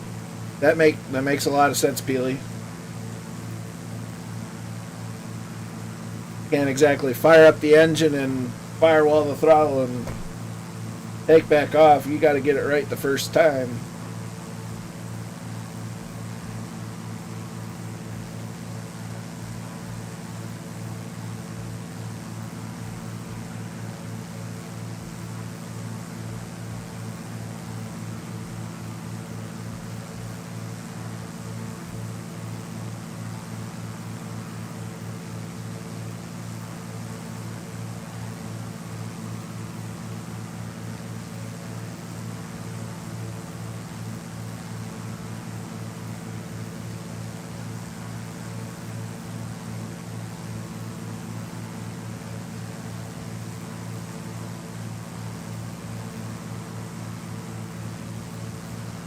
from certain angles, the Seminole kind of reminds me of a King Air, just in the silhouette.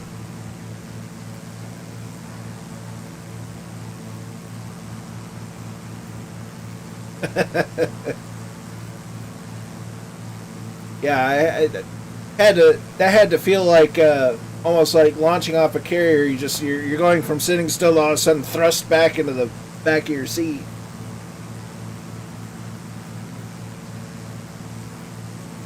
Or getting launched at the catapult.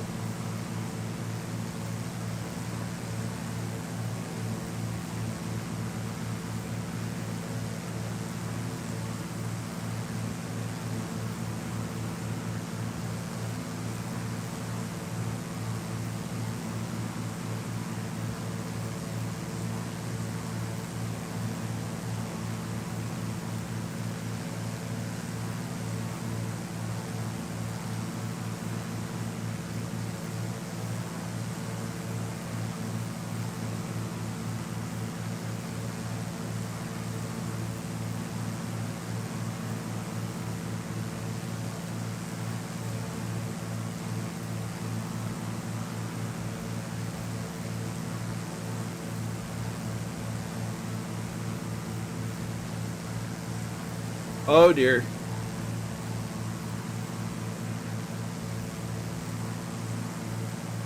That's when you wish you had your brown pants on.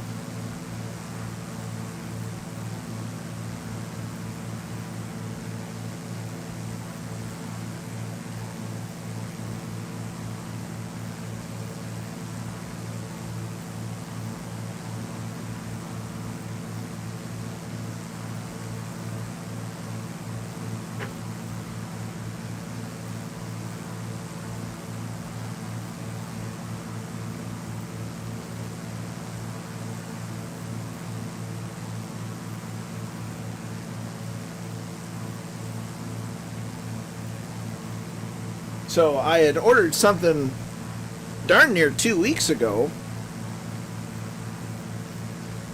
Something that's been on a bit of a wish list of mine for quite some time. I received in the mail a pilot's operating handbook for a 1960 Cessna 175 and Skylark.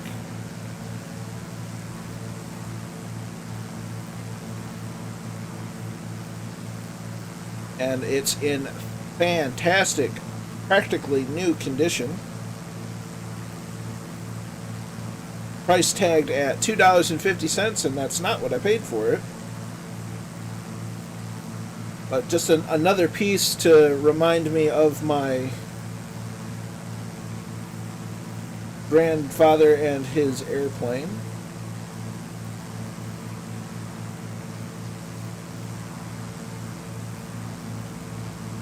Has all the pertinent information a pilot's operating handbook should have.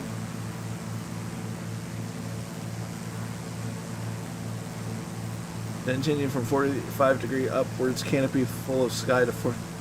Yeah, that Peely, that sounds awfully distressing.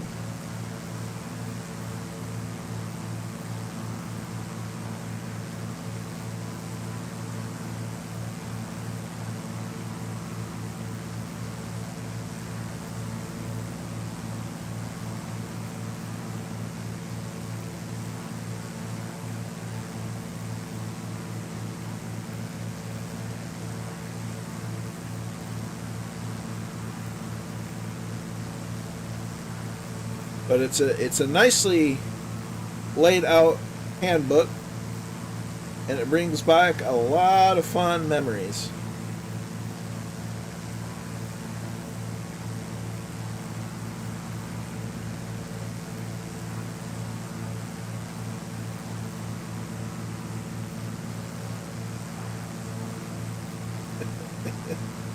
Oh.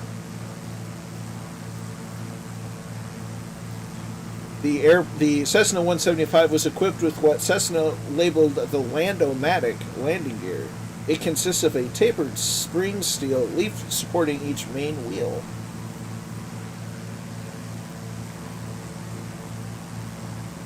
Oh, Such a wonderful little airplane it was.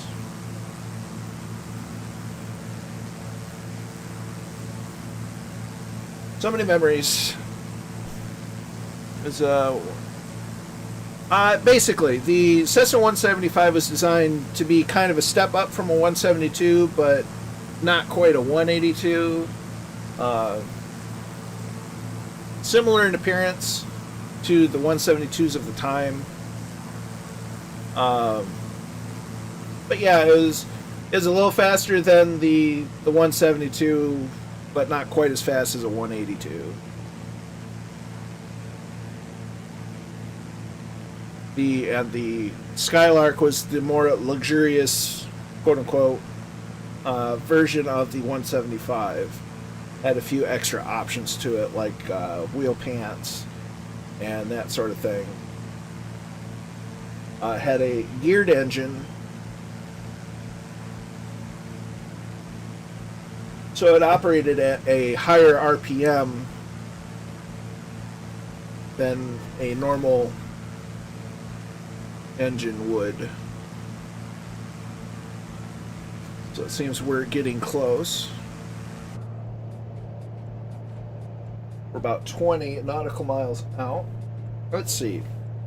If I look at the... Oh, where's the... Big system.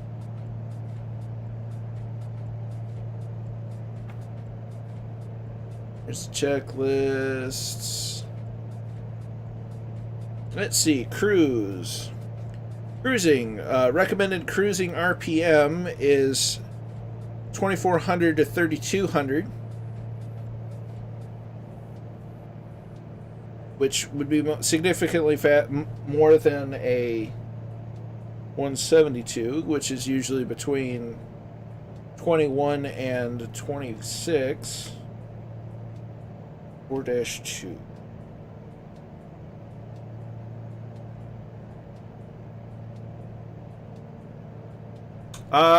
The Skywagon, I believe, was the original one. There's the 195, the 185, the 170 series, and the 120s, 170s, or the 120s, the 140s, and the 170s were all tail draggers.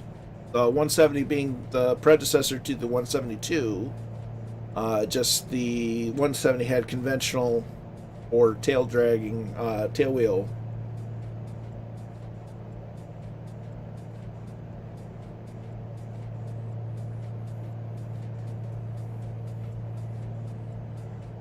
So the maneuvering speed of a Cessna 175 per the manual is 123 miles an hour.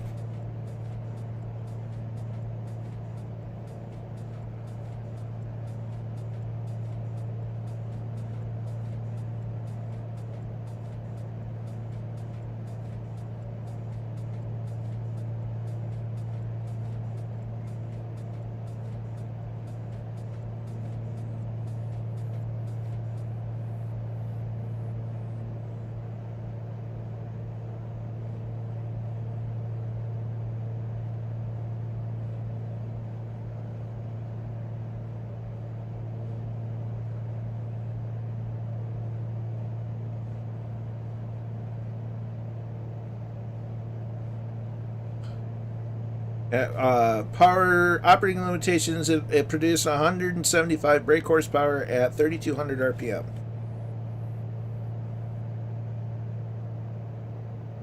I've flown in a Cessna 120 once. I did not fly it myself. I was the passenger. It's an interesting experience.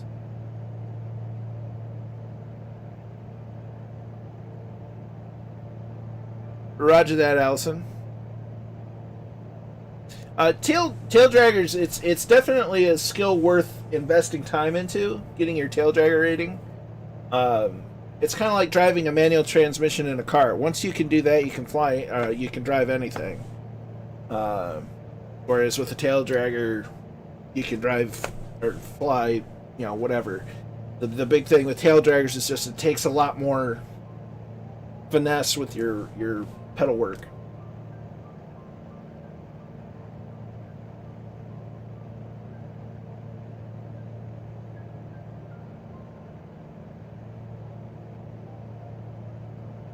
So we're 10 miles out. We should be able to have the airfield in sight soon.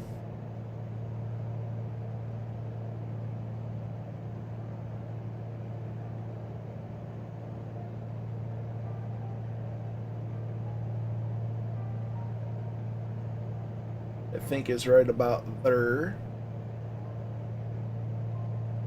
So we're going to switch to heading mode in a moment after we address the heading bug.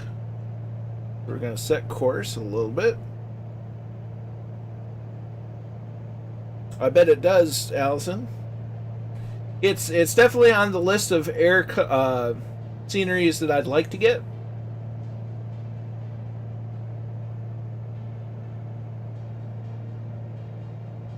That's fair. It's definitely fair, Tortuga. So, I believe we're flying over the city of Newcastle right now, en route to the airfield.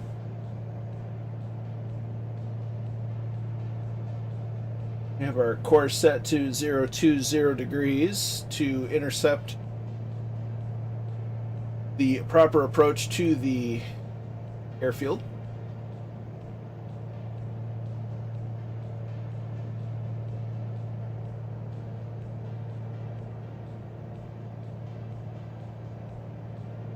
Roger that, Kingsman. We'll keep an eye out for you.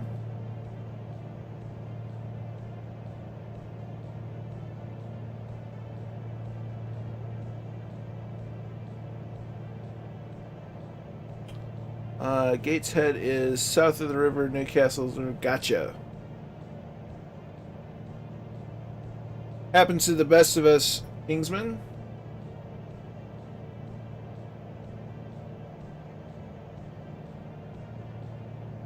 There's Kingsman right there. So there's the runway.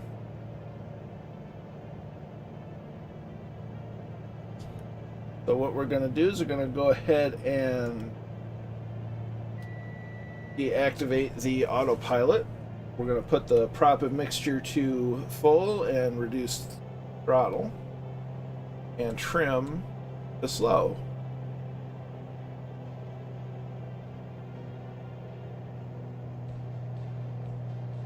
And by all means, if anybody is interested, I'd be happy to take some pictures of information for the 175.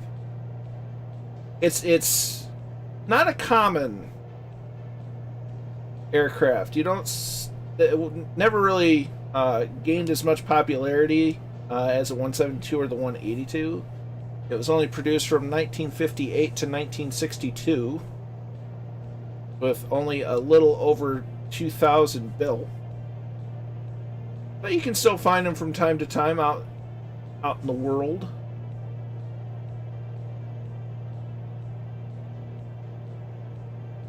If there's any specific information you'd like me to look for, I'd be happy to start there. That way I can get more of the interesting information.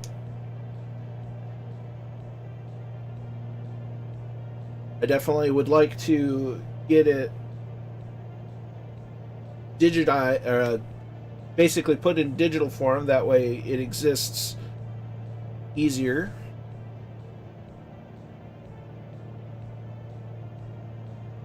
So we have the airfield in sight. We see Kingsman. We see Captain Jack Daniels.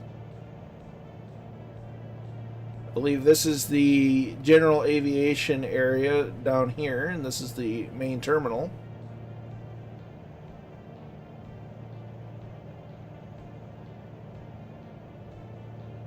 Correct me if I'm wrong.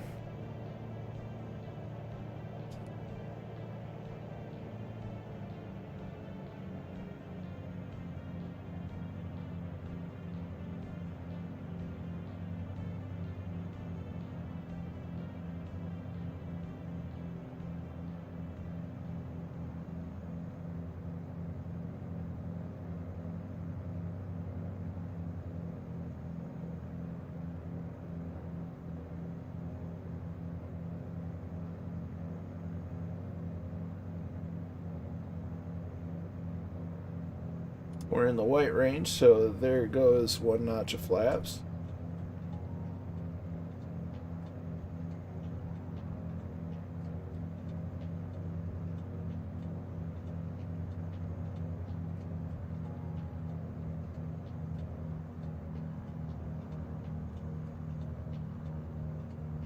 Landing gear. Throw on another notch of flaps. We continue to trim.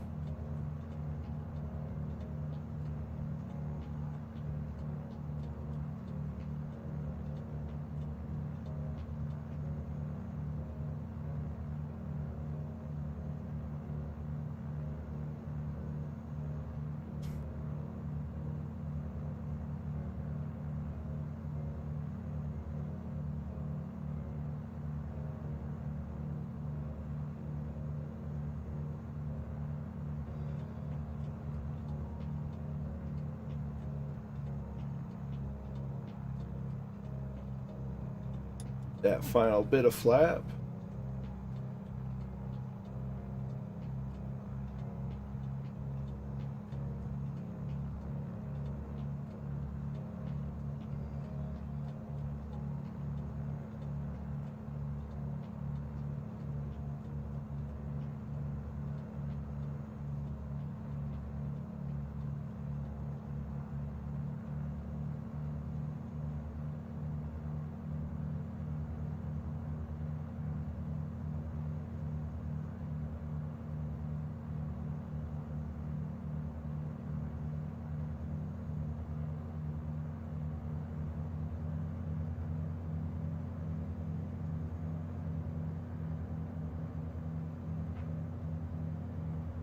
Nice stable approach.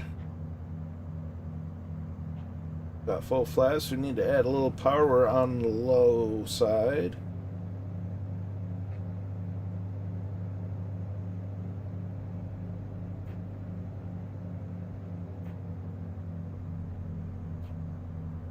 As CATBAT provides chase plane footage.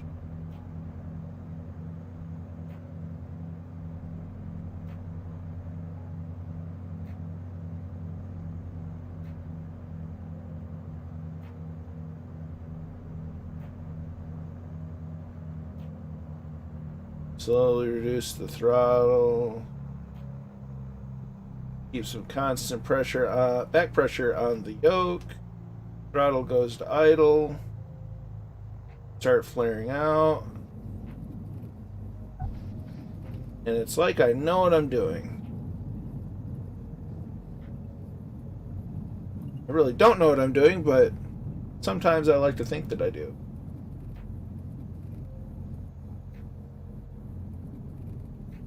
So as we slow down, we're going to add some manual braking in while still holding back pressure on the yoke. We're going to go off to the side.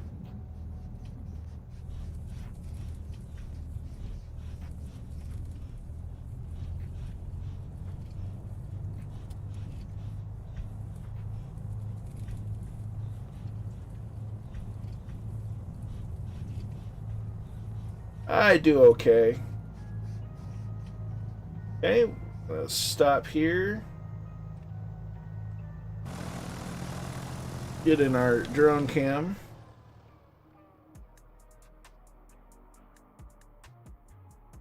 As we race to the end of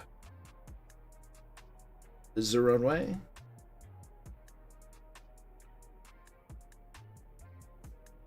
It seems that Tortuga is up first.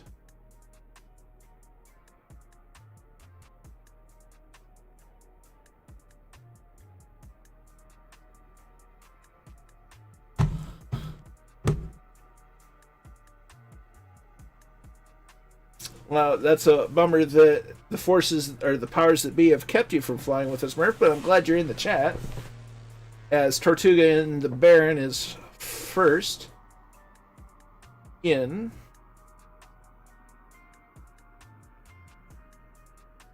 That pesky work and those silly driver updates. They get in the way every time.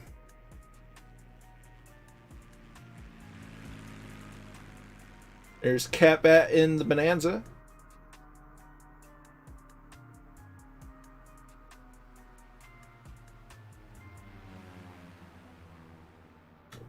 There's White as Ice in a DA62. Nice job, Catbat, White on Ice, and Tortuga so far. Kept it on the center line.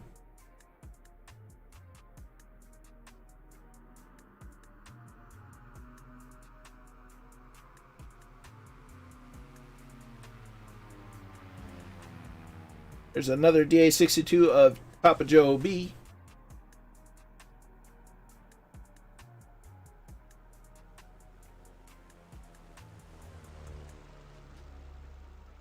There's Kingsman in a Baron, followed very closely by Alley in a Mooney. Nice job, everyone, so far.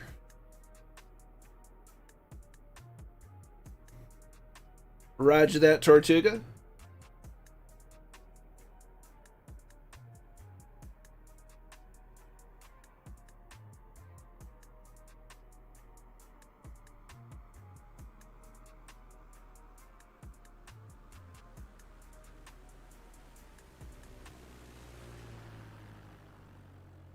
There's Dougal landing in something that it's not letting me see. Nicely done, my friend.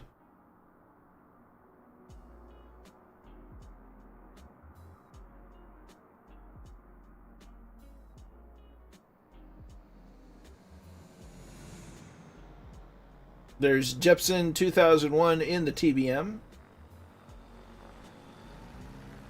Followed closely by Commandant Muttley in the VL3. You got it, Muttley. I believe in you.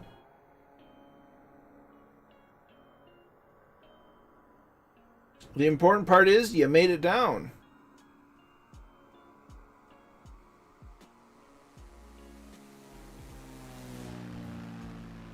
There's Pilot Peely in the SR-22.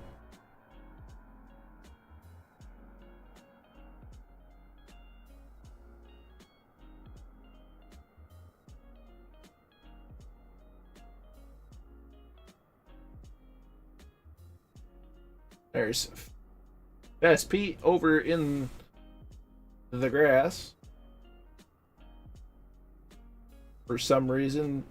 Weird. There's some weird glitches. I don't know. Maybe. I don't know. That's weird because it does that on occasion with some people. They'll be shown way off in the grass when they actually landed right on the center line. It's really odd. I couldn't honestly say why that happens or what's causing it, that it's just weird.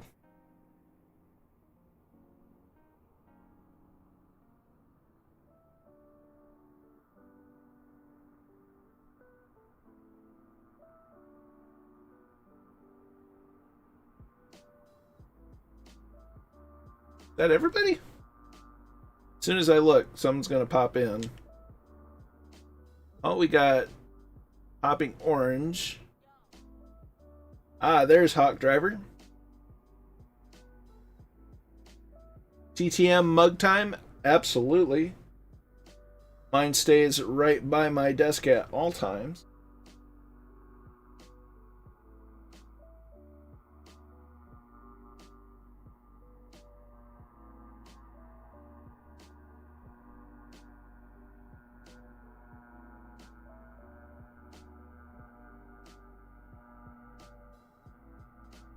Roger that, Pete.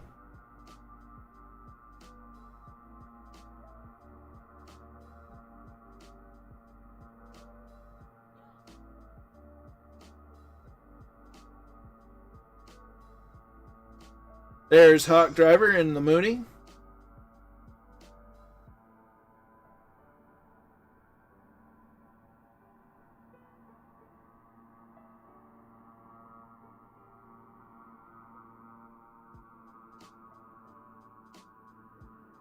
There's Captain Jack Daniels. So let's just kind of explore the area for a minute. This area seems to have power lines. of sorts.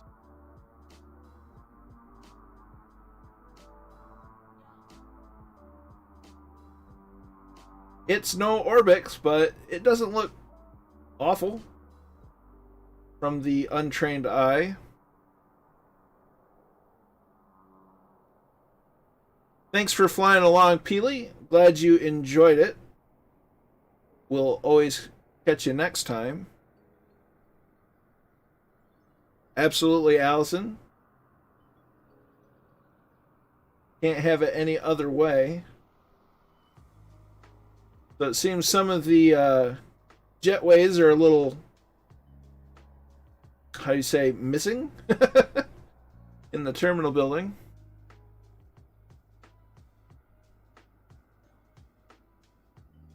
I really think that I, at some point, should get the Orbix version.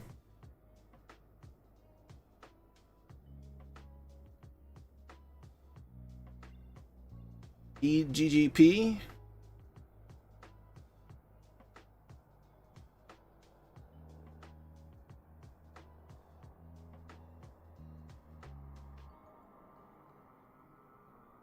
Ooh, there's Hopping Dragon Orange.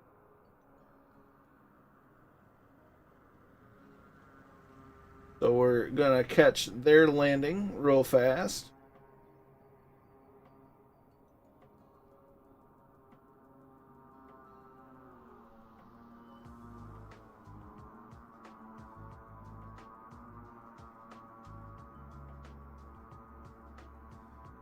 Then once Orange gets down, we'll start making our way towards the departure end of runway 25, or the approach end.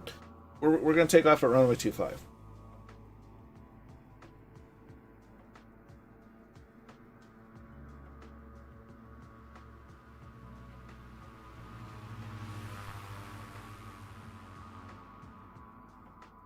Thanks for flying along, Jepson.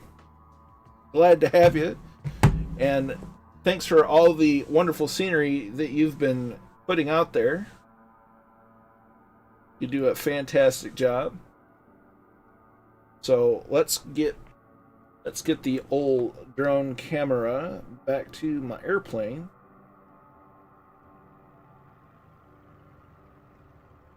We are on our last leg, about to take off for our last leg, I should say, from here in Newcastle up to Edinburgh. So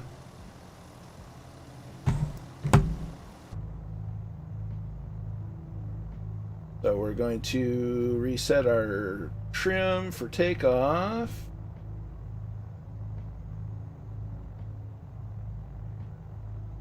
Takeoff flap should be open. That's good. Double check our directional gyro, double check our limiter setting. One notch of flaps for takeoff. Disengage parking brake.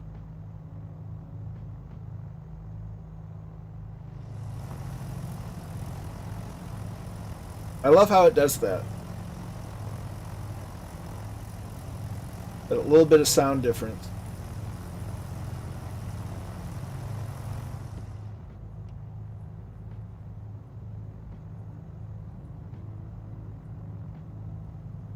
It's the little things in life you cherish.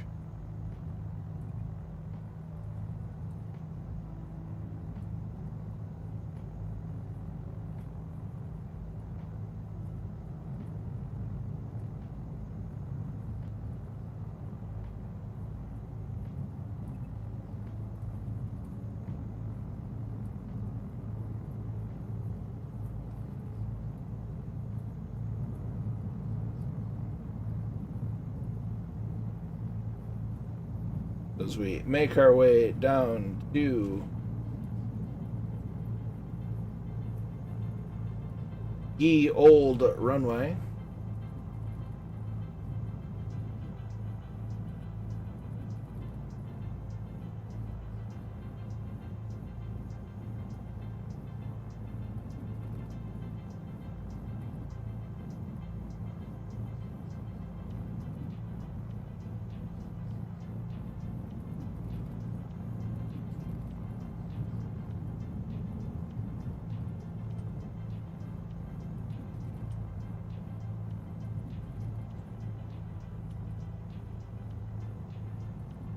So we'll take off, we'll do our circle, make sure everybody's up in the air and grouped together as best as we can.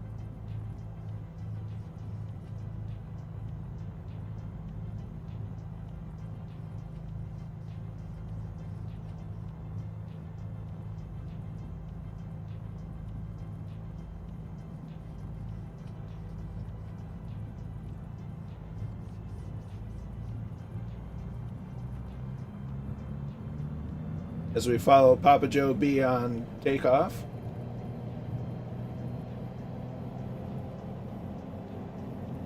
You have a great night, JA.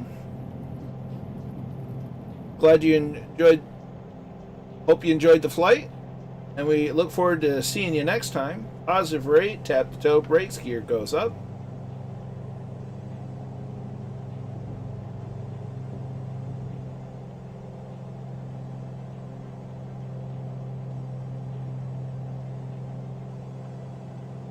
It's about 300 feet, flaps coming up.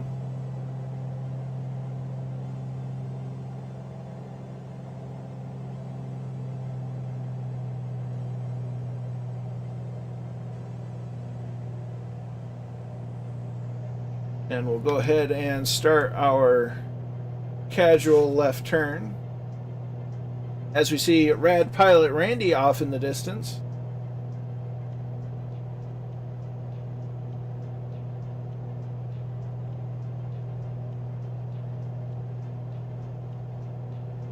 Very nice. It's a beautiful area of the country. I know I've said that a lot, but I mean it for every single time I say it. Would be a fantastic place to visit.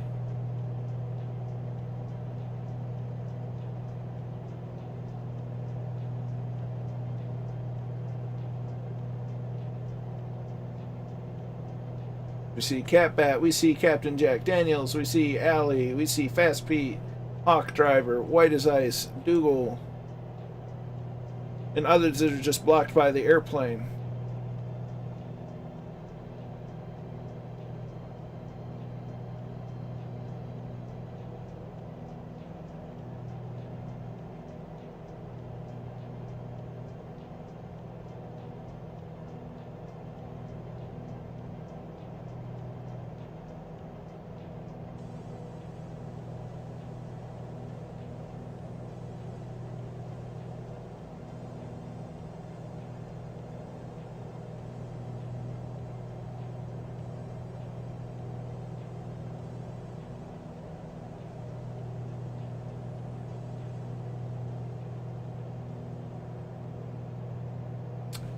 It's Murph and a Mankini. Hello, hello. Oh dear. Ferries going on from Norway to Newcastle. The question, are there ferries from Norway to Newcastle? I don't know. But I'm sure Allie could tell us.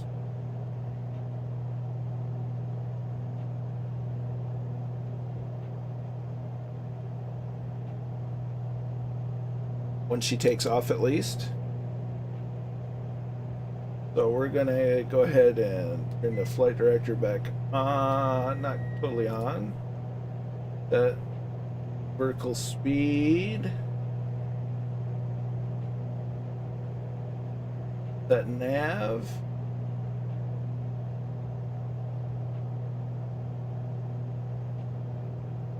As Allie and Pete get up off the ground, we'll go ahead and activate the autopilot. Looking for 3,500 feet again.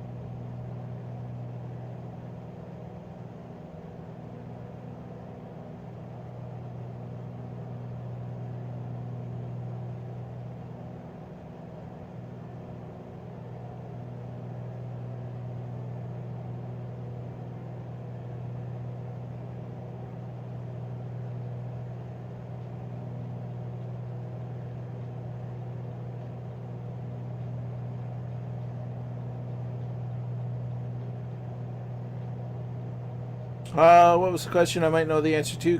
Is if ferries operate from Norway to Newcastle. I believe Tortuga was asking about the ferries.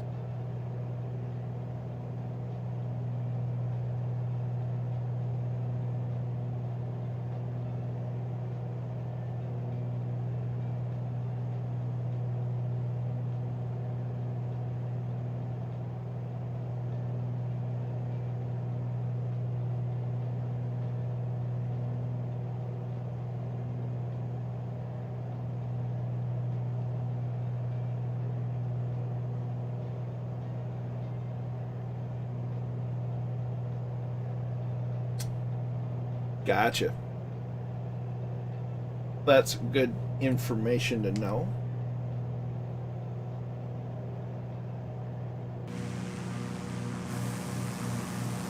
As I've completely lost track of where we were climbing to, so we'll just go to 4,500 feet and call it good.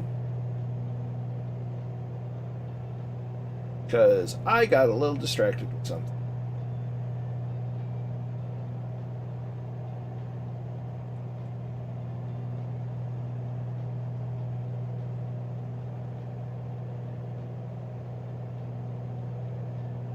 And then we set cruise power, we close the cowl flaps. I'm going to draw the manifold pressure to 20. Set the RPMs to 2,300. We'll lean the throttle a little bit.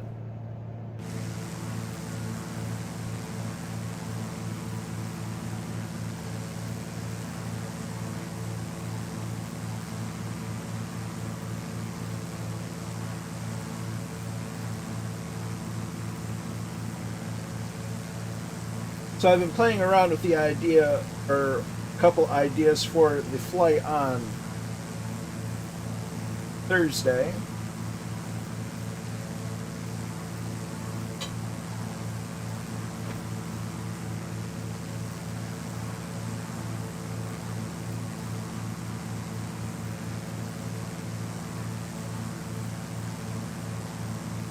And so far, it looks like we're going to start off in Edinburgh, fly over Glasgow,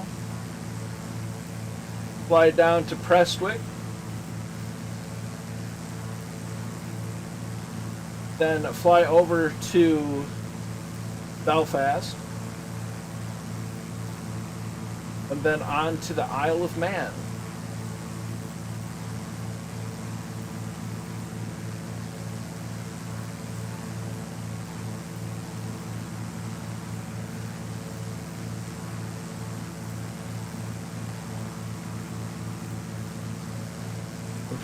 Perhaps then on Sunday we'll go from Isle of Man to Dublin and then do some more touring of Ireland from there. We'll see how it goes.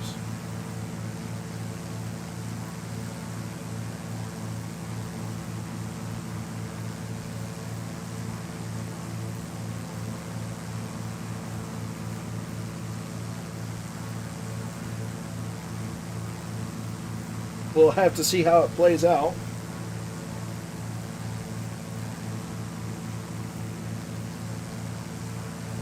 And the route might change between now and Thursday, but we'll definitely keep an eye on it. I got to play with some ideas.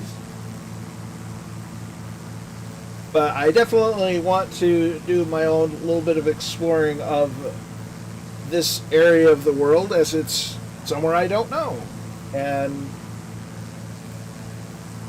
since the shared user base of Two-Tone Murphy and myself and other streamers there's a good mix of Americans and Europeans, and it's nice to explore each other's neck of the wood areas, stomping grounds, something like that.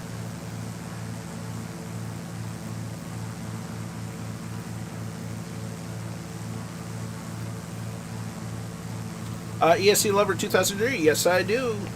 I took yesterday off just because I was feeling a little, for the better part of the last 4 months, I've been flying about 6 days a week. And I needed a break yesterday, and we're back to flying today. Murph is going through his Monday night special of the tour of Japan. It'll be a fun surprise to see where he's flying tomorrow and what he's flying in. Money says it's a Mooney, but we won't know until tomorrow. But I'm excited to find out, because it's always a good time flying with Murphy and crew, whether he's streaming or I'm streaming. It's always a ton of fun. We have a great little community here, and it's pretty great.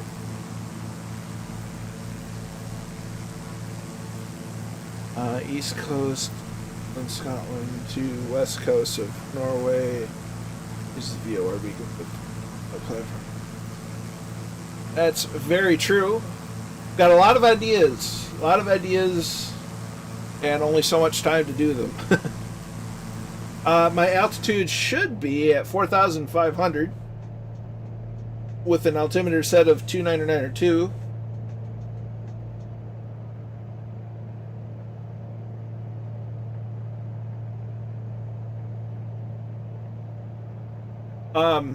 Whilst thinking of it, because I had the thought looking at the six-pack here, I have a t-shirt in my Teespring store.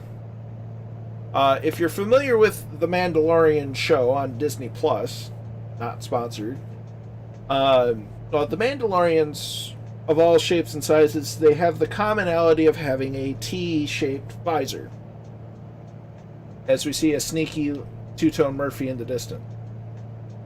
Well, in some airplanes, the six-pack has the 4 main gauges outlined in kind of a T-shape. So I have a t-shirt in the store that has the six-pack, has the outline of the altimeter, the airspeed indicator, the attitude indicator, and the directional gyro outlined, and it says, "This is the way." So I thought it would be a fun, nerdy play on something that people in aviation know, but people that are familiar with The Mandalorian would appreciate.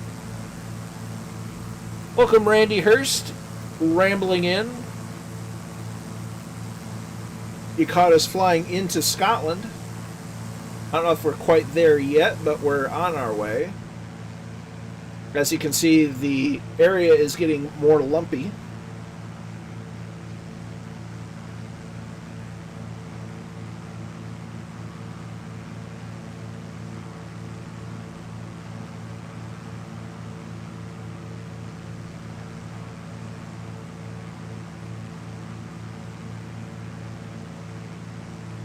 But there's so many ideas of where to fly, what to fly.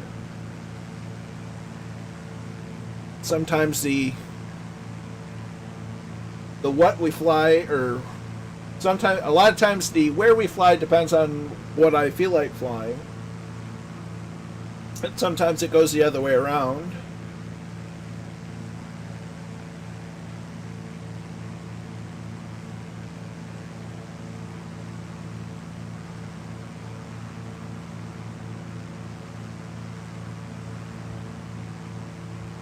We are currently over the Northumberland National Park,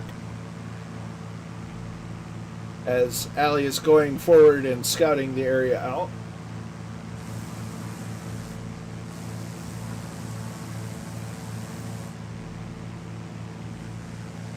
As Murphy is having the go of it.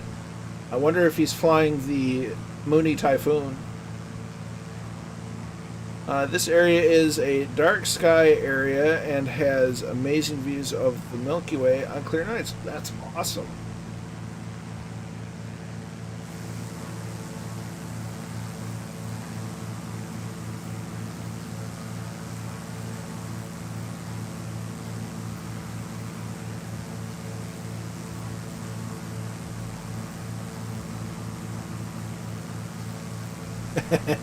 He's gonna do the daka daka daka daka. He has to find himself in the sunlight first.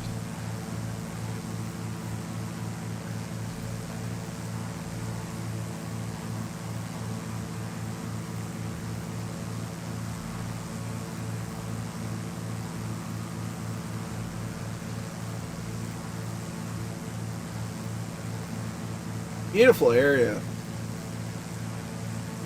And I will say that I'm very glad that Microsoft developed the way to do this the way they did it, having the satellite imagery, because this is something I've wanted for eons, just to be able to see the ground that's really there, and it's just such a neat thing to be able to do.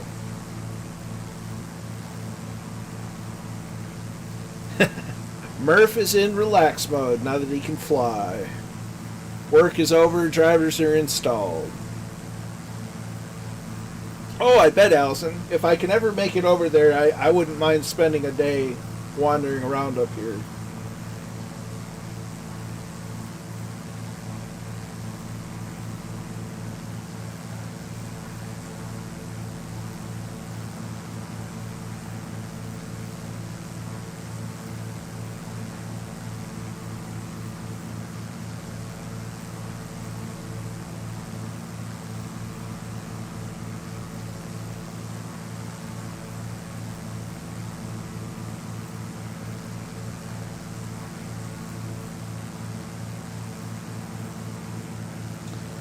No magician died. I would never make a joke about a death pool. Everything. I may have missed something.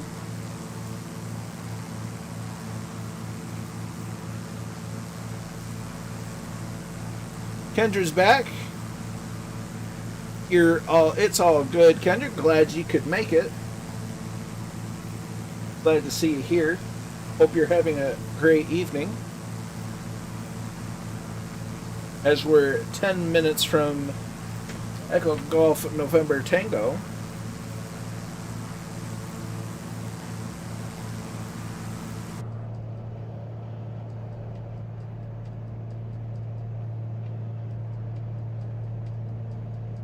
Let's see, sim question. Do the sync prop really do anything in the Asobo B58? I don't know. I think it does, but I couldn't tell you for certain.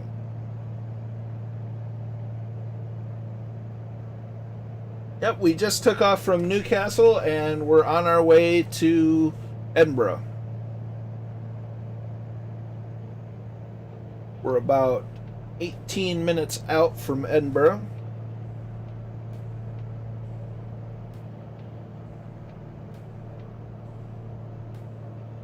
As we see Dougal and Captain Jack Daniels.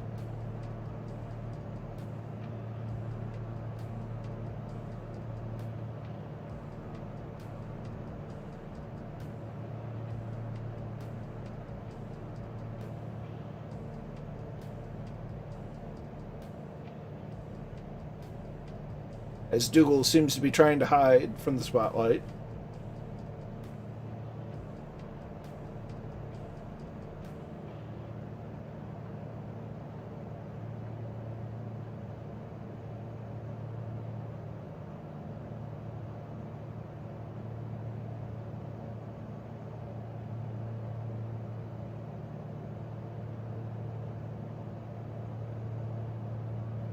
There's Kingsman.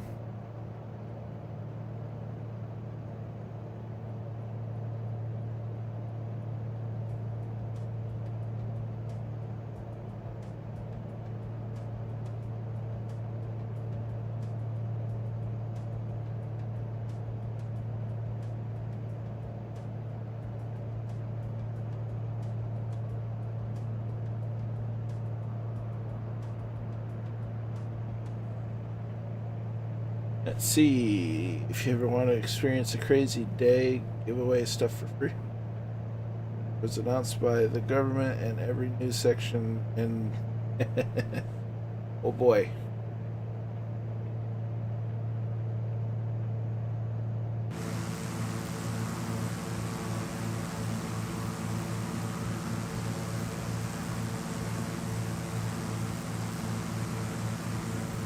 Let's see what the console is. Absolutely, Keen. It's better to delay it, especially with the growing pains that it's had on PC. I'd rather see it come out and be ready to go than have it come out and just be problematic. It makes a lot of sense from a business standpoint and just in general for them to wait. It sucks to have something that's highly anticipated get delayed and delayed and delayed and delayed. But if the end means that it comes out as more polished, then in my opinion it's worth the wait.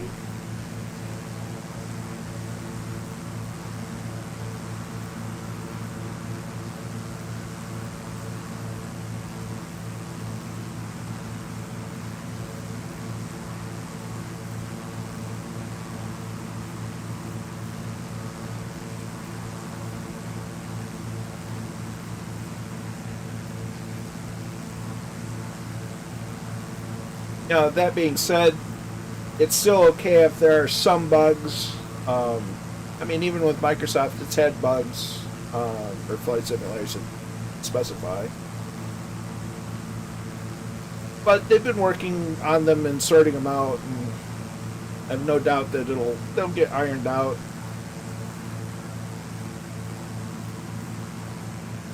But you can only do so much within a closed set of people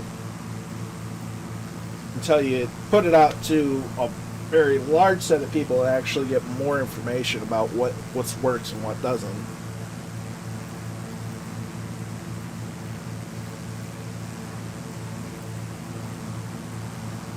It's good to hear, Murph.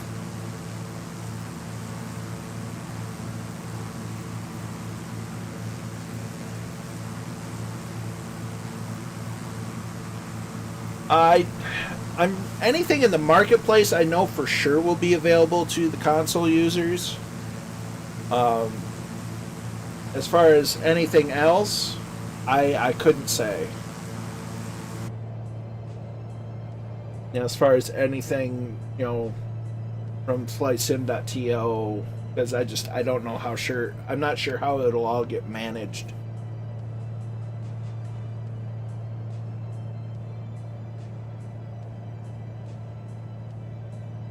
Well, it's good to hear that the drivers got sorted out.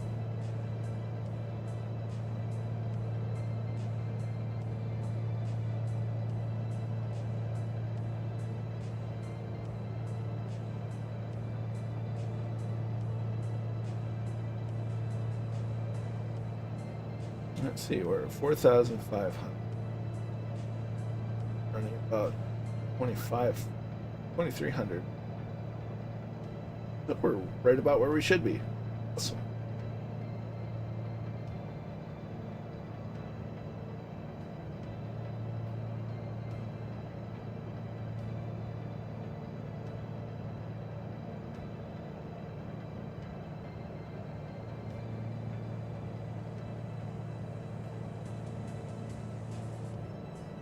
And that's kind of what I was thinking, Allison.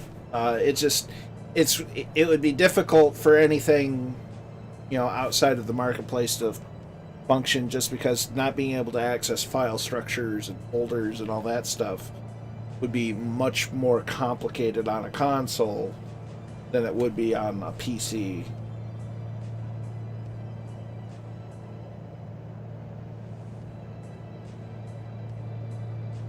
You're all good, Dougal? Just glad you were able to come along.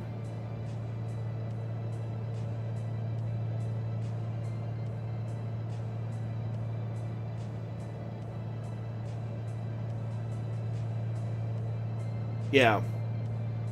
You have a good one, Dougal. We will catch you on Discord and in the next stream. You have a good evening, and we'll catch you.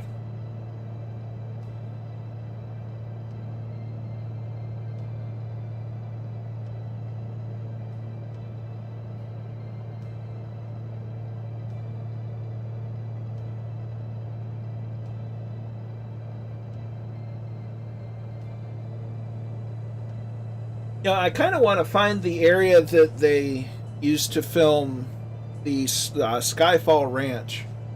I want to find that in Flight Sim and fly around, see what it looks like.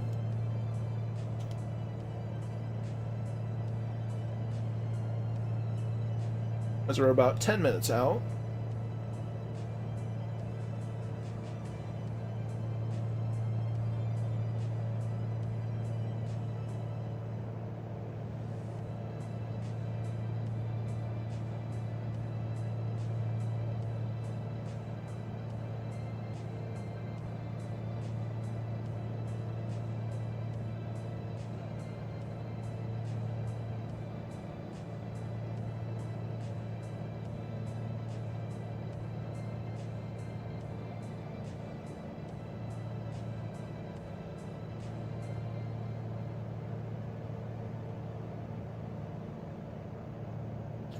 As the sun is peeking through the clouds a little bit.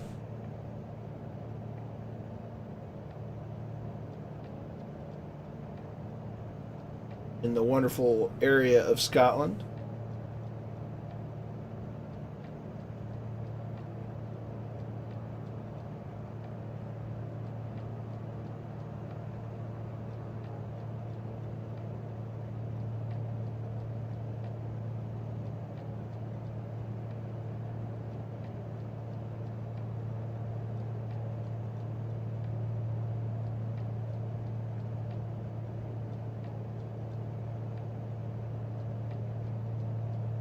I love how you can see all the wrinkles in the sheet metal. Oh, for sure. I think once I'm finished with this current circle through Ireland and England and back into Ireland, I'll more than likely turn around and spend some time in Scotland. There's a flight in Norway I'd like to do.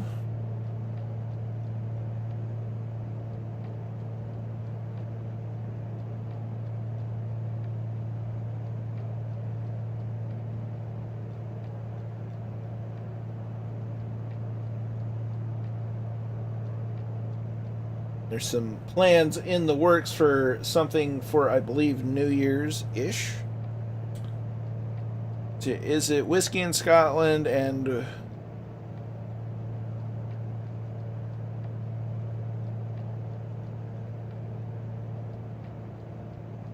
I couldn't tell you because I'm not partly because I'm not entirely sure what you're asking.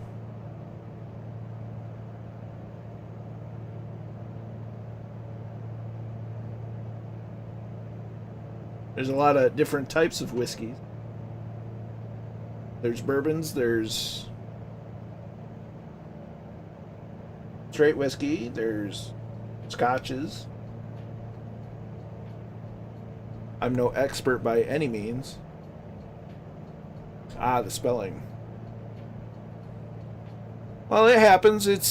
It happens on YouTube.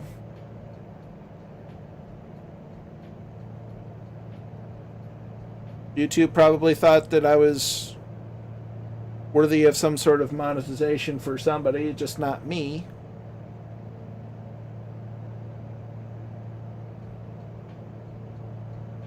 But if I'm honest, I run an ad blocker, so I don't have that problem.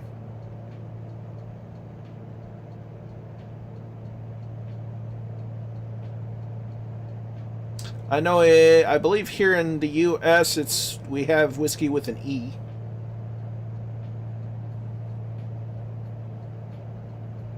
And now I really, really want some Jameson, but I don't have any. Which makes me sad.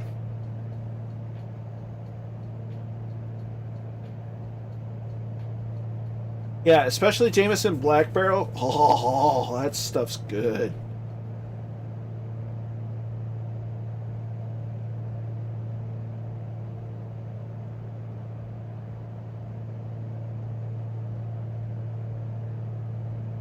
I believe this is the area of Edinburgh. If I'm even pronouncing it correctly. I'm Kermit the Frog.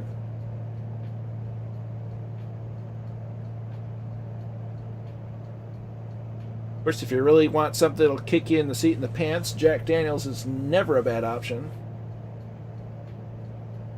Double oaked Woodford Reserve.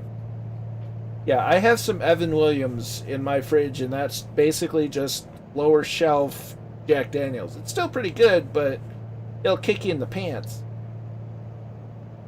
Edinburgh. Okay, I've not been doing it too bad. Edinburgh.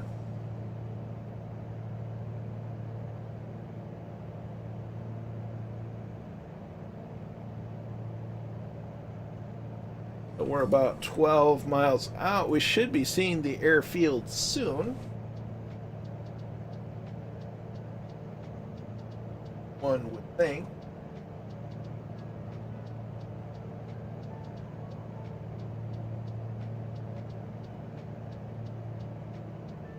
So we're going to go ahead and adjust our course using heading mode. Fly 330 degrees. Switch over to heading mode on the AP.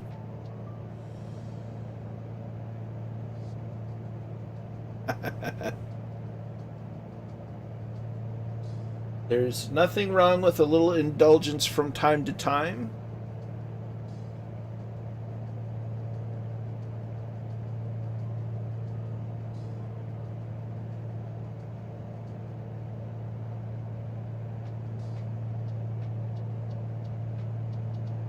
It's all about being responsible, knowing your limits, and doing the right thing.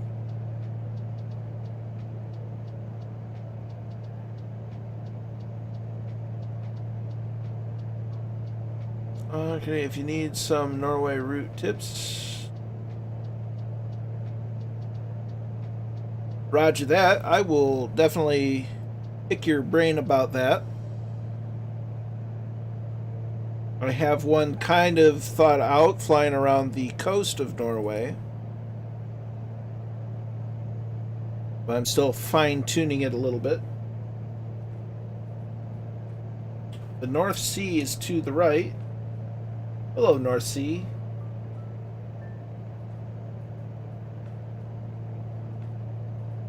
And hello, Edinburgh.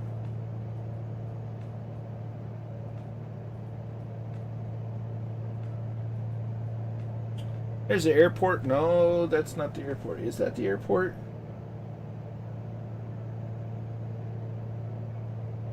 Because my charts are showing only one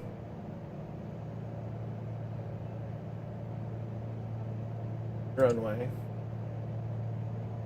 Oh, there's two. Never mind.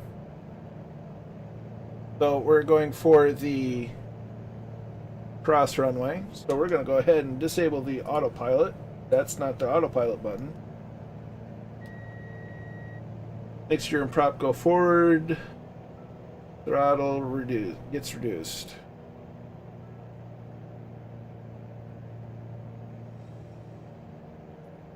Yes, looking for 30. Or negative 24. 24. You have a good night, Keen. Thanks for coming along.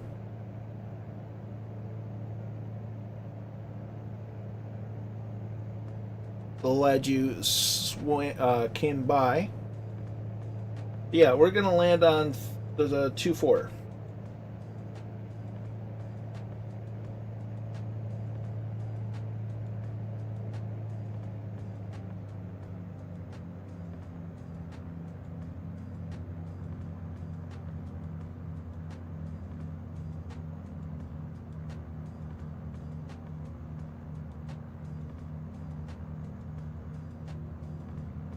Winds are the opposite.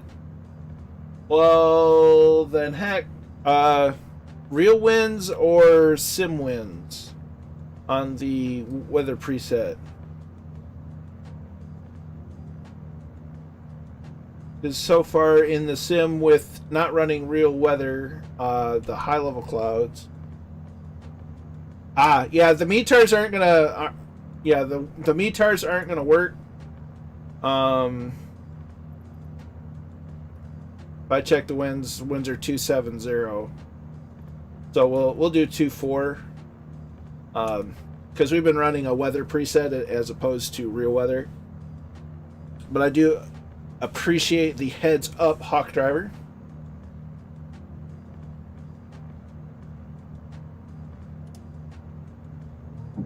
There's flaps, there's gear. Roger that. No need to if you don't want.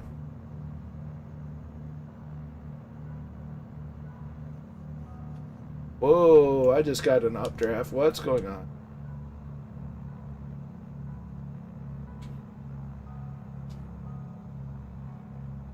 That was weird.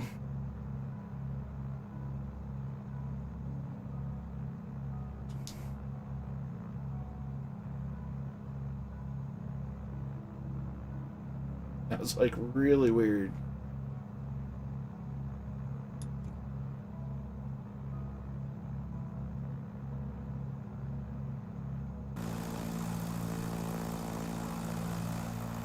Hello, Edinburgh.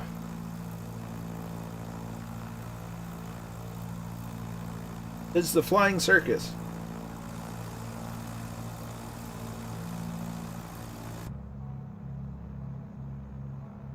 We'll open up the bow flaps.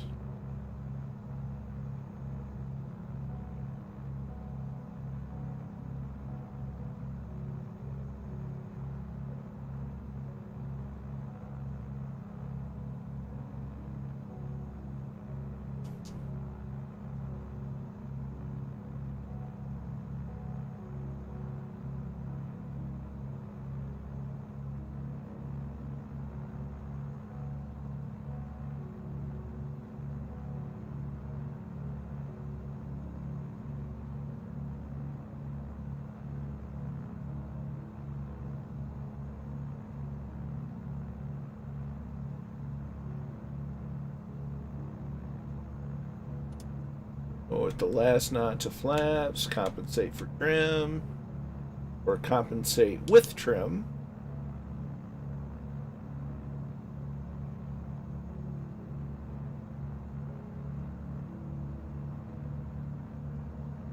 We are almost on glide slope.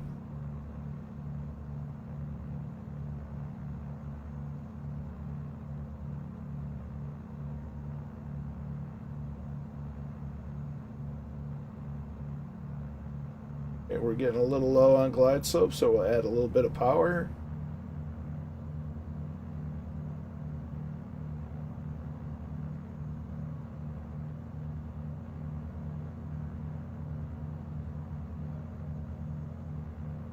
Get a little closer to center line.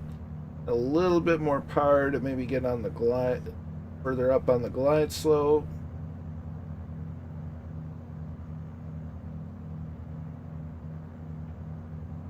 There's the center line. Shot it a little bit.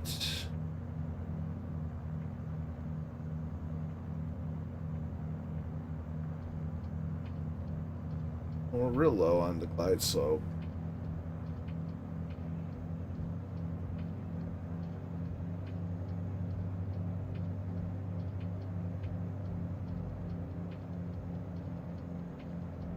Having to slip it just a little bit because there's just a slight crosswind.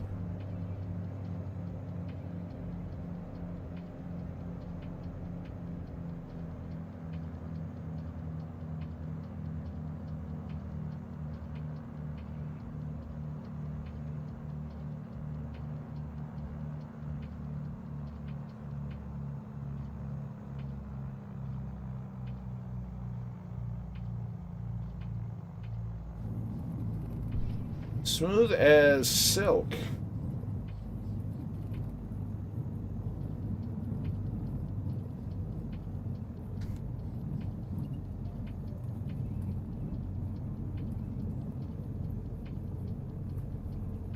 Now we're just waiting for a turn off, or we'll just end up making our own. Wouldn't be the first time that's happened.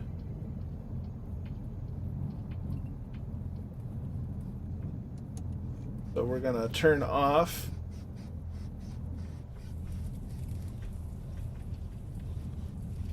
just cut through the grass because we can.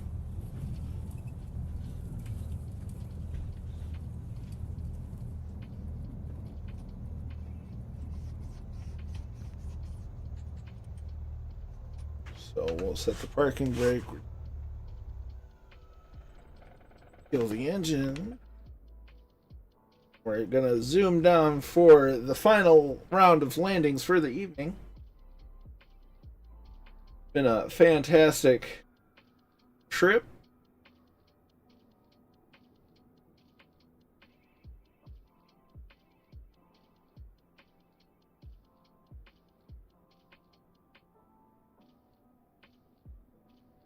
See everyone, all the Fireflies coming in for landing.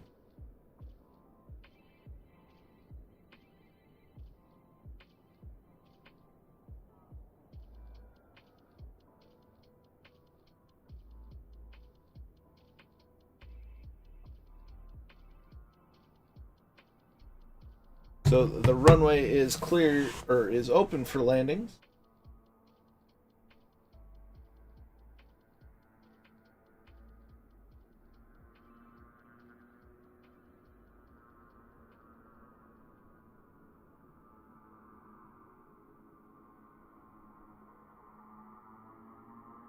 There's Allie in the Mooney.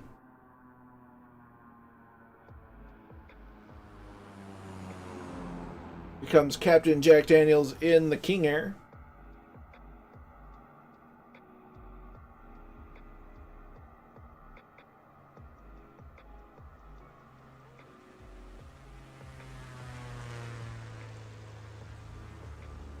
Tortuga in the Baron and Kingsman in the Baron, with Commandant Muttley in the VL3.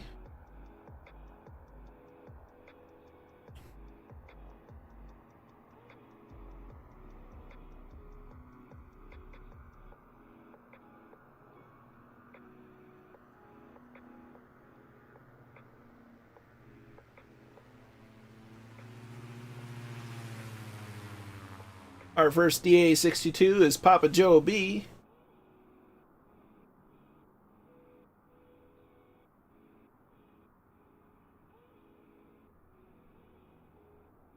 It absolutely was, Allison. I'm glad you came along.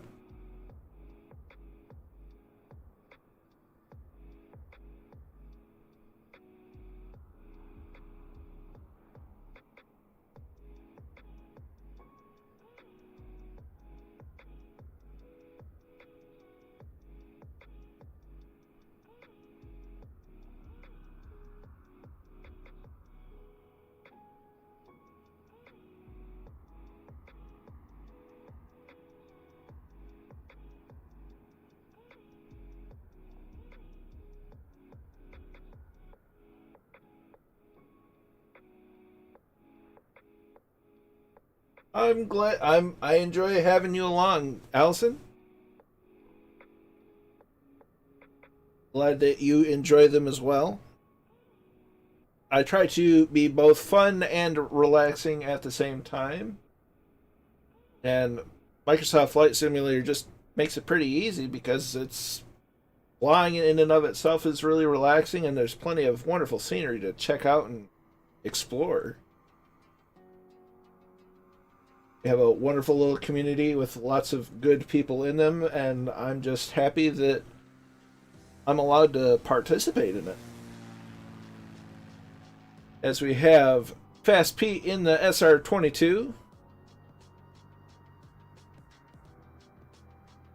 You have a good one, Papa Joe. You take care and be safe with the snow incoming. There's Catbat 9 in the Funanza. Glad to have you, Kingsman. Glad you enjoyed it. As there's White as Ice in the DA-62.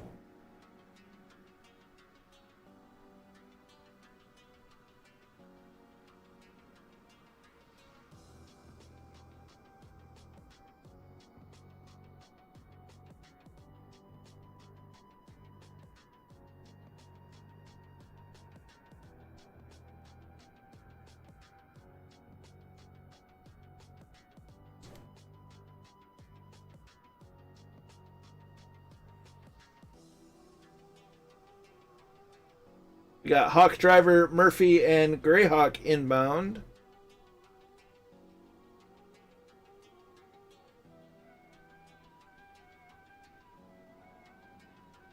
There's Hawk driver in the Mooney. Bit of a Navy landing, but that's okay. He's still down and in one piece.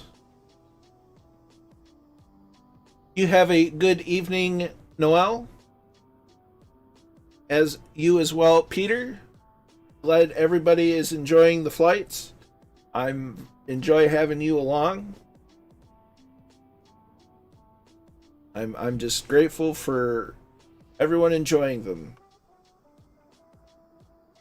Because things that are worth enjoying are usually worth sharing the enjoyment as well.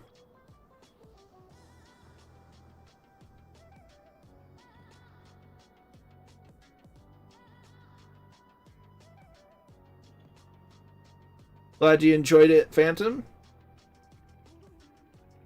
Now we're going to get the reverse angle for Murphy and Greyhawk.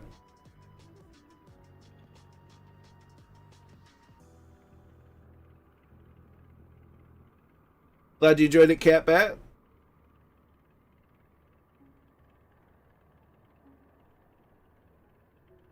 Always glad to have you along.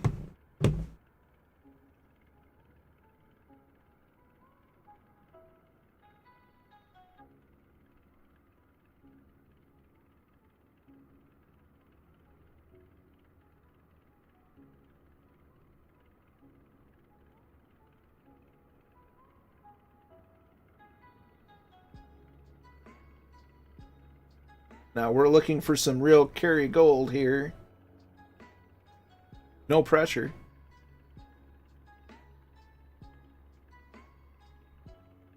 And I think he nailed it. That gets 10 points across the board, except from Russia, who gave him 8. But that's okay. Carry gold in my book.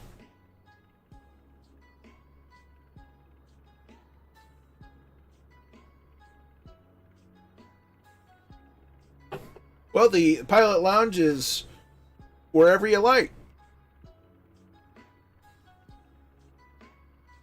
Wherever you are comfortable and have a nice, tasty beverage at your leisure. Discord links should be in the chat.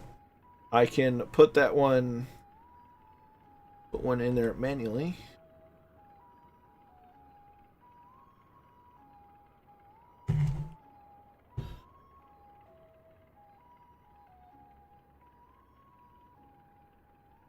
As Greyhawk makes his way in.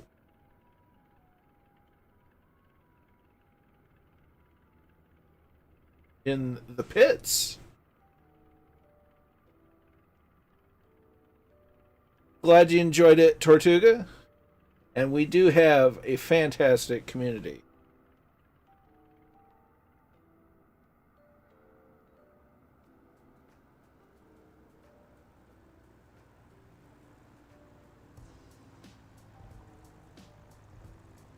Nicely done, Greyhawk. Nicely done.